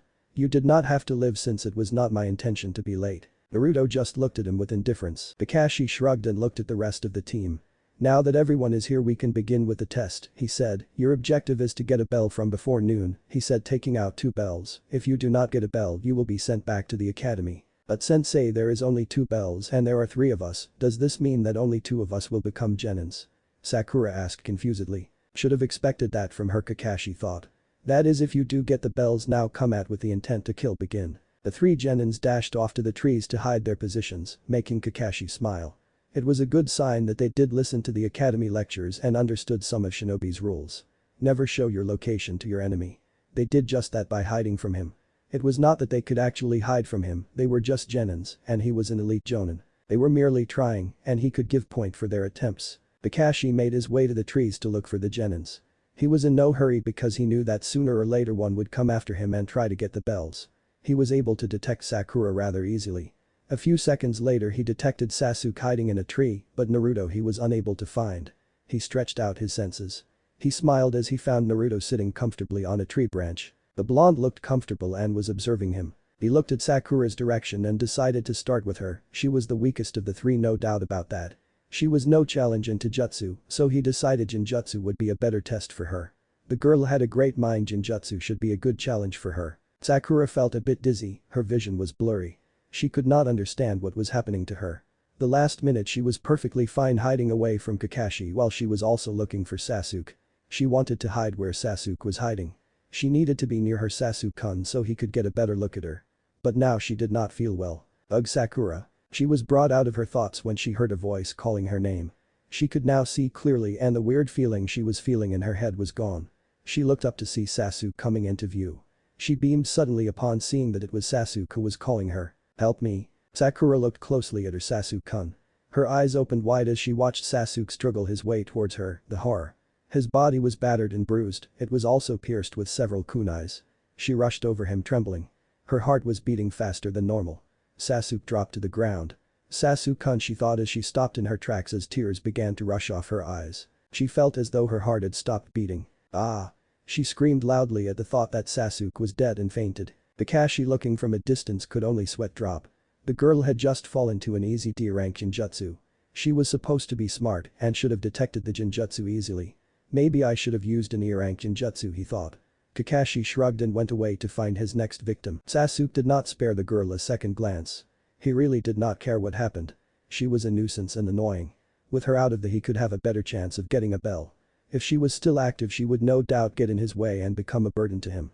He wanted to get the bell and pass the test. His quest could only be fulfilled if he became a shinobi. No one was going to stand in the way of his quest. Pathetic, Naruto thought looking at the fallen girl. It was clear that the girl was caught in a simple Jinjutsu that she had been unable to detect. Naruto could only guess what the girl had seen to make her faint. Whatever it was, it had something to do with Sasuke. Sakura was not fit to be a ninja. She was book smart, but that did not make a shinobi. Skills and dedication made a ninja, Sakura had none. All she cared for was looking good in the eyes of her Sasuke-kun. If the girl ended up being a genin with her current mindset, she would certainly become killed in her first mission if her teammates don't carry her over their shoulders. Naruto jumped off the tree he was in and made his way towards Kakashi. There was something about the test that was hidden. A genin team in Konoha was composed of 3 genins and a jonin. There was no team in Konoha that was a group of 3, even the Anbu squads were made out of 4 members, 1 being captain. Konoha preached teamwork to their shinobi. The objective of the test was in contrast to that motto. Despite them not being an official team, they were still a team, and fighting for themselves to get the bell did not promote teamwork. Also, it was not possible for academy graduates to defeat a genin. A thought came to his mind. They were not expected to defeat the jonin, but work together as a team. They were a team and were expected to work with one another in missions. Sasuke and Sakura would never agree to work with him. He wanted to have some fun, and he would have his fun by fighting with Kakashi. He could not beat Kakashi, but the jonin was surely going to underestimate him. He also had the element of surprise. He would take the advantage of that. He was stopped from going after Kakashi because Sasuke beat him to it. Naruto jumped up to a tree again. He could see what the last faithful Uchiha could do. It would prove certainly interesting if the Uchiha was just not full of arrogance. Sasuke made his way towards Kakashi. He had a confident look on his face. He felt confident about his chances of getting the bells. He was different from the others. He was an Uchiha and best in the academy class. He was considered a prodigy of his age. "I'm going to get those bells," he said arrogantly. Kakashi looked at him once, then looked back to his book. His response to the proclamation annoyed the hell out of the Uchiha. It was like the Jonin was taking his challenge as if it was nothing, not worth his time. He hated anyone who felt as though they were superior to him. He rushed towards the Jonin at his full speed. Kakashi was slightly surprised by the speed the young Uchiha was showing. He did not put away his book though, he waited for Sasuke to come at him. Sasuke jumped and brought his right fist trying to punch Kakashi on his face. Kakashi blocked with his free hand. Sasuke was quick to use his other hand. He forced Kakashi to dodge his punch. Sasuke engaged the Jonin again. He attempted to side-kick the Jonin, but Kakashi blocked his attack. Sasuke did not stop, he brought out his other leg trying to kick the Jonin. Kakashi was again quick to block again. Shit, I can't read my book like this, Kakashi thought. Sasuke brought out his left hand trying to punch Kakashi in the chest, but the Jonin blocked again, frustrating Sasuke. But he did not give up. His left leg moved faster than before, heading straight at Kakashi's waist. Kakashi caught Sasuke's leg, but was not given the chance to do anything as Sasuke moved with impressive flexibility. He tried gutting the Jonin with his left hand. Kakashi was up to the challenge, he caught Sasuke's hand with his other hand. Sasuke had expected as much, his free hand moved for the bells hanging on Kakashi's belt. He did enough to almost get them, but Kakashi let go of him and jumped back a bit. He looked at Sasuke. The boy was certainly good for an academy graduate. With his taijutsu, he could actually beat seasoned genin. He rushed at Sasuke, catching Sasuke off guard by his superior speed. He spun around and kicked Sasuke in the chest. Sasuke flew back but recovered quickly and landed on his feet. You certainly are good, better than most genins. Kakashi commented on Sasuke's skills in taijutsu. He was certainly skilled, and Kakashi was impressed by the young Uchiha. Sasuke did not react to Kakashi's words. He was a little angry that he was not able to get the bells. What was more troubling was that he was unable to land a hit on the Jonin. Jonins were really strong, they were unlike any other shinobi. But he still had an ace in his pocket. He smirked and inhaled large amounts of wind. He held his hands together near his mouth as he muttered his jutsu. High release. Great fireball no jutsu. He breathed out a large fireball that sped toward Kakashi. This was ace, the Jonin would have been expecting him to do that. He would certainly burn the Jonin with his jutsu and get the bells. Kakashi had wide eyes as he looked at the jutsu. An academy graduate should not have that much chakra to do that jutsu, he thought. It was a surprise to him that Sasuke could do the jutsu at such a young age. He quickly replaced himself with a log to avoid him being burned. Sasuke smirked in victory seeing his sensei burned. He ended his jutsu. He looked at where Kakashi was standing to see a banned log. Replacement, he thought as he gritted his teeth. Earth release. Projection fish style no jutsu. Kakashi did his jutsu while he was underground. He pulled Sasuke to the ground. Sasuke cursed as he felt his feet being dragged down the ground. He was unable to stop being dragged into the pit. Kakashi got out from the ground and appeared in front of the buried Uchiha. Sasuke was buried with only his head being the only part of his body left on the surface. He glared at Kakashi angrily. "Get me out of here," he demanded. He felt embarrassed by being caught so easily. He was stuck in the pit and could not move his feet or legs. Sasuke, screeching voice of Sakura stopped Kakashi from responding. Kakashi looked at the pink-haired girl wondering when she had woken up. Sakura ran toward Sasuke. "Sasuke," she cried out trying to pull Sasuke from the pit. She was unable to do anything as she was weak to do anything to begin with. Kakashi just watched the girl struggle, his face showing a bit of amusement at what his eye was seeing. Sakura got up tiredly and glared at Kakashi. "Kakashi-sensei, get Sasuke out of here now," she yelled at her sensei. Kakashi raised a brow. He did not think that the girl could be capable to doing something like that, standing up for Sasuke, even if it was against someone stronger than both of them. She could not do anything to him, but here she was demanding that he pull Sasuke from the ground. Sakura saw that Kakashi was not going to do anything and sighed dejectedly. She sat down next to Sasuke. "Don't worry Sasuke, I will get you out of here," she said, trying to make Sasuke happy. Sasuke did not bother to look at the girl, he just continued glaring daggers at Kakashi, who blissfully ignored all the daggers. Kakashi realized that one of the genins was missing. Naruto was watching from afar. Sasuke was not that bad for a genin, but he expected to see more from an Uchiha. He jumped from the tree and walked calmly towards the others. Kakashi noticed him and looked back at the blonde. Naruto still had his impassive gaze on. Sakura was the first to say something. "Naruto, come and help me free Sasuke." Naruto ignored her and looked at Kakashi. He took a taijutsu stance which Kakashi was similar to the Uchiha interceptor style. "Shall we dance, Kakashi-sensei?" Naruto said impassively. Kakashi raised a brow but nonetheless continued reading his book. He had taken it out after he had subdued Sasuke. To anyone he might not look like he was ready, but Kakashi was paying attention to Naruto. Naruto disappeared in a burst of speed and appeared in front of Kakashi. Fast, Kakashi thought with wide eyes. He had never seen an academy graduate move that fast, never in his life. He expected Naruto to surprise him, but this was too much for a surprise. Naruto's right hand rushed at Kakashi, but Kakashi was quick to get over his shock, he was fast to react. He blocked the blow. He felt a tiny bit of the power behind the punch. He hits like Guy, but at a smaller scale, Kakashi thought. Naruto brought out his right leg and attempted to kick Kakashi on his left side. Kakashi raised his knee to block the attack. He quickly put away his book because he now knew he would get embarrassed by a genin if he continued reading the book. Sasuke gritted his teeth in anger. Naruto was moving far faster than he could and seemed better than he was. Kakashi brought his right leg trying to hit Naruto. His foot connected with Naruto's hand. He retrieved his leg and brought it back again at Naruto. This time he spun around for more speed and power. Naruto brought out both his hands to block the attack. The power behind the kick was enough to force him back a feet away from Kakashi. This dance should be entertaining. Naruto said just enough for Kakashi to hear him. Kakashi looked at Naruto straight in his eyes, he seems to be happy and calls a fight to dance. He must really love the thrill of a good fight, Kakashi said looking at the blonde. There was no smile, but he could see a bit of excitement in Naruto's eyes. Kakashi got into his own stance. Naruto seemed to be good in jutsu, and his speed was impressive. He had to seriously fight if he was going to evaluate Naruto's strength. Naruto got back into his stance. He knew he could not beat Kakashi, but fighting against someone who could match and surpass your every move was something he could not miss. Both he and Kakashi disappeared from view and clashed in a taijutsu fight. Naruto attempted to kick Kakashi in the face, but Kakashi bended back to avoid being hit. Naruto spun around balancing himself and not giving Kakashi enough time to attack him. Spinning around, he brought his right foot trying to gut the jonin.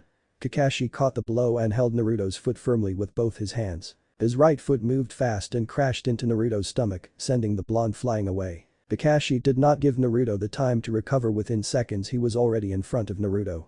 He attempted a right hook which Naruto was quick enough to block.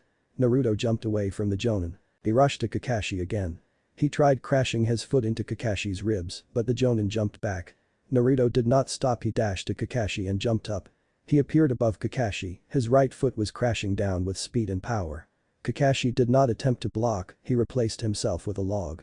Naruto's foot connected with the log, breaking it in half. Sasuke was now feeling jealousy towards Naruto. Naruto was faring well against a jonin, while he could not do anything. He could not even get the jonin to fight him seriously, but Naruto was able to.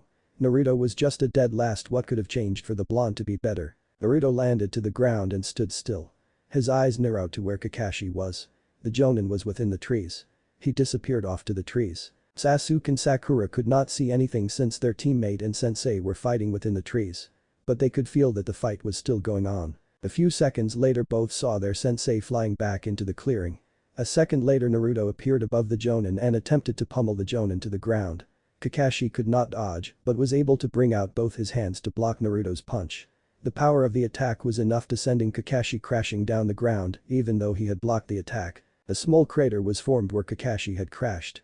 Naruto jumped away from Kakashi, allowing the jonin to recover. Kakashi got out of the crater and rushed at Naruto in great speed that should make him invincible to a genin. He appeared in front. Naruto was not fast enough to react as Kakashi's fist crashed to his gut, making him grunt at the effects of the powerful punch. Kakashi did hand seals and held his hands together close to his mouth, doing the same jutsu Sasuke had used on him earlier, albeit bigger than Sasuke's. High release. Great fireball no jutsu. Naruto disappeared fast to avoid being hit by the jutsu. Kakashi ended his jutsu having sensed that Naruto had been able to dodge. Naruto was now a distance away from where he was previously. "You're far better than I thought, far better than Sasuke. I don't think there is a genin in Konoha that can beat you. But I must end this now," Kakashi said, but before he could do anything the alarm rang signifying it was noon. Kakashi sighed and motioned for Naruto to follow him to the rest of Team 7. Kakashi freed Sasuke, who could not stop glaring at Naruto with clear jealousy. Naruto had been able to hit a jonin while he had been unable to. Kakashi gathered them and looked at each of them disappointedly. "You did not get the bells, thus you failed the test." Naruto took out both bells from his pocket, making Kakashi look at his belt and then at Naruto with wide eyes. "When did you get them?" "The time I pummeled you to the ground, before I jumped back I had already taken the bells. You were too focused on testing my power that you forgot about the test, and you were thinking I had no interest in the bells, I just wanted to fight. That made it easy for me to get them," Naruto responded. Kakashi nodded, "So what are you going to do about the bells?" "The aim of the test was not to get the bells, but to test if we could work together as a team, as 3 genins cannot defeat an elite jonin. I'm surprised that Sakura with all her brains couldn't figure that out. Sakura glared at Naruto for the jab. It seemed like one, but Naruto was just pointing out that someone called smart like Sakura should have been able to figure the meaning of the test. Kakashi noticed that fact because Naruto's face remained impassive and there was no amusement in his voice. If you knew that, why did you not try to work with your teammates? Isn't it obvious? None of them would have been willing to work with me. Sakura's only concern is Sasuke. Well, Sasuke thinks he does not need help and can do everything on his own, and his pride would not allow him to accept help from anyone. Kakashi had to agree with Naruto. But Naruto should have tried to talk to them. Naruto is right, the purpose of the test was teamwork. I could give you another chance to work together, but since Naruto has the bells and I was not supposed to fail you, I guess I will pass you. He said, making Sakura and Sasuke sigh in relief. Naruto threw the bells back at Kakashi. Kakashi caught the bells. You can go now except for you, Naruto. We will meet tomorrow at 9 AM for a team meeting. Both Sakura and Sasuke left, but not before Sasuke glanced at Naruto. The Hokage's office, I presume. Naruto said, to which Kakashi nodded. Hokage's office. The Sandaime stared deep into Naruto's blue eyes. He found nothing from the blonde, his eyes had nothing, they were just devoid of any emotion. He never thought he would see Naruto's eyes like that. Naruto knew that the Sandaime wanted to ask questions about the transformation. He was not going to answer any questions he did not want to answer. No one forced him to do anything he did not like. Naruto, what happened to you? The Sandaime asked, breaking the silence within the room. I don't understand the question. Naruto said. He certainly did not understand what the Hokage meant. He could only guess, but guessing was not the right way to go if the person who asked the question was there to clear the question. The Sandaime narrowed his eyes at Naruto. This was not the same Naruto he knew. Last week you were not like this. He said, not really wanting to say what exactly had changed in Naruto. By physical appearance and attitude, you mean? The Sandaime nodded. I am afraid I cannot answer that question for now anyway. He responded coolly. Why? Because Hokage-sama, it is something I don't want to reveal. Naruto, why don't you want to reveal such information? What are you hiding? Don't you trust me? It is not a matter of trust, and it is that I just don't want to tell you, and I think I am entitled to my secrets. The Sandaime stared at Naruto sternly, but Naruto was not affected by it. Naruto, I don't understand why you are being like this, but I don't like you keeping things from me. You are an important part of the village, and everything you do I must know of it. Ironic, isn't it? You don't like me keeping things from you, well, you have been doing just that my whole life. Naruto said, sounding almost amused, but he was far from being amused. The Sandaime and Kakashi tensed just when Naruto uttered those words. Naruto saw them tense. You thought I would not find out? I know everything, Hokage-sama. The Sandaime looked at Naruto with shame and guilt. Naruto was used to seeing the look from the old man. It was like the old man wanted him to see the guilt and shame. He did not understand if it was what the old man wanted him to see or he felt guilt. The Sandaime could be two-faced sometimes. He brushed off his thoughts. The Sandaime had to know he knew things that he had been keeping from him. It was not going to do anyone any good if he just kept it to himself. He did not hate the old man for keeping things from him, but he hated that when the old man found that he too was keeping things from him, he was quick to show that he was displeased. You know of the Kyuubi? It sounded like a question, but it was not. Yes, and about my mother. Hiruzen Sarutobi nodded, only your mother? I also know about the man responsible for my birth. But he never was my father. The only parent I had was my mother. Kakashi and the Sandaime looked at Naruto with wide eyes. They did not expect Naruto to reject Minato as his father. It only meant he hated Minato for sealing the Kyuubi inside of him, condemning him to a life of hatred. Naruto, I'm sorry for not telling you about your parents. Your father had so many enemies, we feared that they would come after you to kill you as you are an amicus. The Sandaime said sadly. As I said, Minato was not my father. I suggest you don't call him as such. Your reasons are nothing but excuses. You know full well that it was either I was killed by the villagers or the assassins. Have you forgotten what they used to do to me on my birthdays? The Sandaime failed to meet Naruto's gaze. How could he argue with what Naruto was saying? His life was already in danger by the villagers. It was a miracle that he had survived all the brutal beatings he had received in the hands of the villagers. I still am sorry, Naruto, for failing to protect you. I never hated you, Naruto said. I don't believe there is anything more that needs to be discussed now. I will be taking my leave. He said, disappearing from the office. Well, that went well. Kakashi said. The Sandaime shook his head. No, nothing went well for us anyway. Everything went the way Naruto wanted it to go. He never answered any of my questions. We don't know who trained him and who told him about his heritage in the Kyuubi. And I believe he has more secrets. You have to keep an eye on him, Kakashi, find out what he is hiding. Kakashi looked at the Sandaime. I thought you were going to leave it as it is. Won't he tell his secrets when he is ready? Maybe he might, but we cannot wait for that.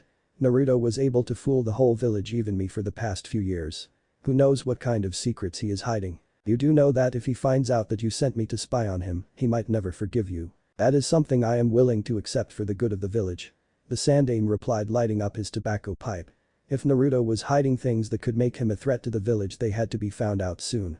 He was also not sure if Naruto was loyal to the village with what he had gone through in his life, and the transformation only made him more suspicious of Naruto. While the two talked, they never noticed a pair of yellow eyes recording their conversation. Shinobi District. Naruto walked calmly inside an apartment block. He was looking for apartment number 38. It was the apartment he had rented and was going to move into. He climbed stairs looking for the apartment until he found it. He entered his new home and breathed in the fresh air within the apartment. He could almost smile, but at the moment he had to unpack and put in the furniture he had bought outside the village from one of his travels with Zetsu. Naruto took out several storage scrolls from a small bag he had been carrying. The apartment had 2 bedrooms, a bathroom, kitchen and a sitting room. He had all the furniture for all the rooms. He made 10 wood clones to help him unseal his things.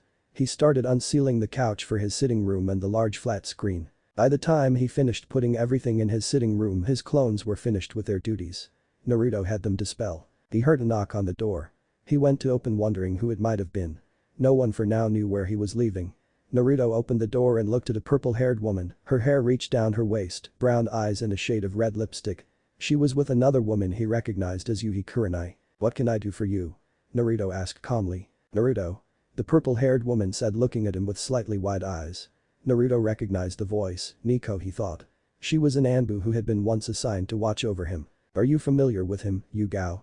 Kurenai asked. Yugao smiled slightly. "Sort of," she said. "Sorry for disturbing you, we had noise like things were being moved and decided to check what it was since no one lives in this apartment." Naruto nodded. "The noise must have been me. I was putting my furniture in order." "You are going to be leaving here?" Yugao asked. Naruto nodded. "What happened to your previous home?" "Nothing," he said dismissively. Yugao nodded. Kurenai smiled at Naruto. "Well, it seems you and I will be neighbors," she said as she and Yugao turned away from his door. Naruto closed his door and walked back to his sitting room. He found Zetsu already sitting there. "It appears you were right," Zetsu said. Naruto had sent Zetsu to spy on the Sandaime, knowing full well that the old man was capable of anything he set his mind on. "He does not trust you. I expected as much from him. He may feel guilty for lying to me, but he can see that I get dealt with should I be a threat to the village. The Sandaime might be old, but he can be cold, cunning and manipulative when he wants to be." Naruto said. "Who did he send then?" "Your sensei." Naruto nodded. "We will see what Kakashi will discover about me." He said, "I have to admit the old man is truly brave to have someone spy on me just after the talk I had with him." Naruto said. "What are you going to do about it?" "Nothing, they can look all they want but can never find about my secrets unless I want them to," Naruto said confidently. What if Naruto awakened eternal mangekyou sharingan chunin exams? Thanks for watching my video till the end. If you enjoy this content, then do consider subscribing to my channel and leave a like if you guys need the next part, comment down, and thanks for watching the video and see you guys in the next video.